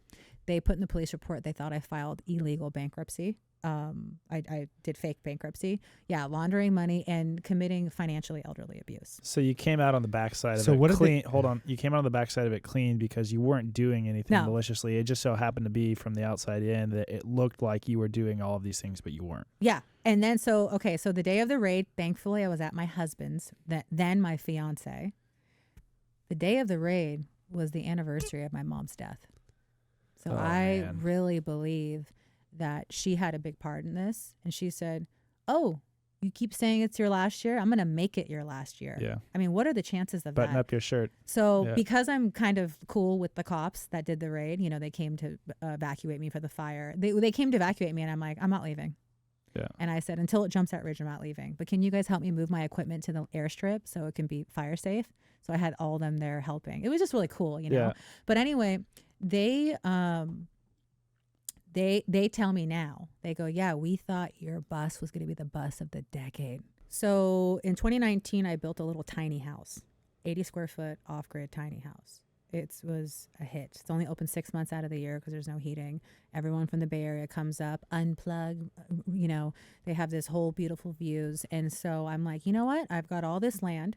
I want to be able to build a bunch of these little things and rent them out on Airbnb. It's amazing passive income. Well, I'm cleaning them, so it's not really passive. And so right now I'm in the process of building some more of those. I'm putting in a yurt. This one's more luxury. It's big. It's a 28-foot circle yurt. And so I'm looking for different income streams where I could be pregnant and be able to work. So another part is that's where the land stewardship prescribed burning comes in. So it's not just prescribed burning, it's land stewardship encompassing all together. So I've been trying to come up with the name. All I have to do is pick that, then I can start my nonprofit. I'm in with the other organizations that have already been doing it, and there's enough to go around, so I know which grants to apply for next spring. But the goal is to apply for a grant and get the funding to pay me a salary and to hire a team where we can set up educational courses at the ranch or some online courses. It's 2 parts where all this money comes in. It's half of it's education for homeowners and regular people in the Bay Area, like why do we need to cut down trees and why is it not bad? And the other half is the implementation. So I started a business called Sierra Queen Conservation. I bought an excavator. And so there's these programs through the state and federal government, through NRCS, all these acronym, and it's called Equipped, Environmental Quality Incentive Program. So I'm getting $1,600 per acre on 85 acres to thin and cut the brush and thin the smaller trees. Annually? No, this is for this one project. Is it a one-time grant? Yeah. So I got one in 2016 for 45 acres. It's called cost share. So they don't expect to pay for the whole thing. I had to come out of pocket $10,000 and I hired someone. I didn't have equipment then. And I got 45 acres of 20 feet tall manzanita masticated and cut. So now I can actually use this one area. Yeah. And that's where we're doing the prescribed burns now in this clear area. So I have another 85 acres that we put in the program. I had to get approved for it. And this time, instead of hiring out, it's a $200,000 grant over the course of 3 years. Instead of hiring out, I'm like, I'm going to buy the equipment and do it myself because you can. You know, like how the excavator attachments, $140,000, the mulching heads, $26,000, grapple. I mean, this is like big money. We finance the equipment and whatnot. But I was like, you know what? I'm going to buy the equipment, start a new company, because when the grant pays me, if I don't have write-offs, then that's income for me I have to pay. Yep. So now I have all this business. And then I want to be able to use my equipment for other jobs after this. So that's when I got the idea of starting the nonprofit and for having subsidized programs for homeowners. Let's say you buy a house in Penryn and you have 1 acre that needs some fire break done or, you know, it's like a rental thinning. System. And maybe there's a program that my nonprofit offers, like you don't have enough money. We'll cover half the cost to cut this brush on your property. And if you want to hire you know, or sometimes the nonprofit itself will keep half the money for doing the work, and you come up with half the money, and the nonprofit covers half, and that money came from the federal funding. And another huge thing, because I got a buddy with a dozer, he's got a bunch of equipment. He was like, "Yeah, you know what? It's big money working for Cal Fire," and I was like, "Well, what's that?" Cal Fire hired equipment operator, and I don't want to be on the front line. So can I tell you something? Yeah. We are actively working on putting in a bid for CAL FIRE when they release this program. We are going to put in a bid to build the system that manages the operators like yourself. It will manage what equipment you have. It'll manage all your licenses, your insurance, your certification. Oh my God, that's huge. Because right now, the guy who you know Jason too, right? Yeah. Yes. Know of. Oh, okay. Know of Jason. Because he's doing it too. I feel like everyone's getting on the bandwagon. But for us to get certified, so I got on it's every 3 years. Okay. If you miss this window, if you miss the cutoff of March of this year, you can't apply to be on the CAL FIRE hired equipment operator list again for 3 more years. So this is like me and my husband's business. We're doing it together. Like, I don't even want to hire operators yet. I'm like, I don't want some riffraff using my equipment and ruining it. I mean, like, I'm really careful about this equipment. When you have people that don't own things, they trash your stuff. Yep. So the plan is my husband go for the first 2 weeks. Like, we're kind of like, it's weird. We're waiting for fires. And I'm like, God, I don't want things to burn, but like, I need, you know. But it's like $70,000 for 14 days. Yeah, but if you can get the in 2 equipment weeks. through the grant that you did, and you can clear out your land with it, and now you can go and repurpose it and reuse it. Yeah. So this sort of wraps everything all up here. First off, we would love to have you back on if you'd like to come on another time. There are so many interesting topics here. I feel like it was funny. I feel like it was serious. We talked about the environment. We went off a dark, deep end with your guys' engagement with the law. I mean, there has been so much to unpack here, right? And I feel like we just need to have you come back. I can't believe we talked so long. I would love to chat with the way you it goes. off screen on some things, but specifically before you come back up the next time, if you would be willing to come back on again. Yeah. If you are inviting people or whatever else, I would really love to come up there and learn a couple things from you. See your place. And see the place. Come use the shooting range. And absolutely. We're members at Placer Gun Club here. How long is the range?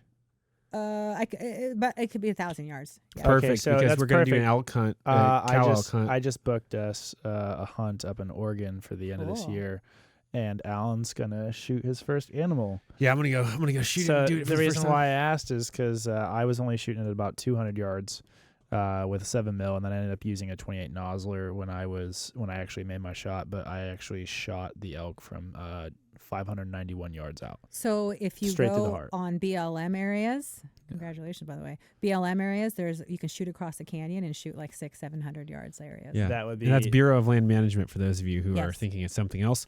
But with that said, Any closing thoughts or anything you'd like to wrap up with?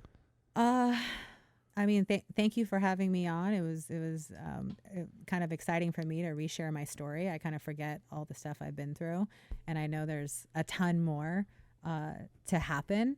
So I'm excited to come back, hopefully with some good news on what's going on with my current ventures.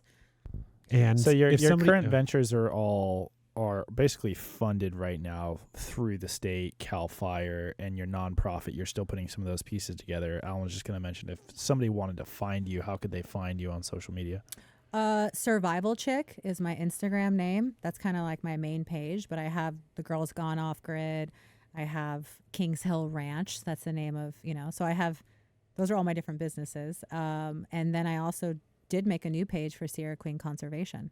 And then if someone wants to check out my little tiny house that they want to rent, the link is on my Kings Hill Ranch page. You can actually come up, and always doing different things. Like I said, different farming courses, chicken butchering classes, anything. So people have a chance to come up and learn what they want. And now if somebody was listening to this and they were like, man, this has been a wild ride. Doris, this has been a crazy ride. Doris, is not a right way to describe why should I come up to your ranch and learn these things from you? Because you've come from, and I'm just using some labels that people might use, right? I'm not actually saying this is how I feel. You come from a wealthy, entitled family. Mm-hmm. You were a farmer. You had run-ins with the law, right?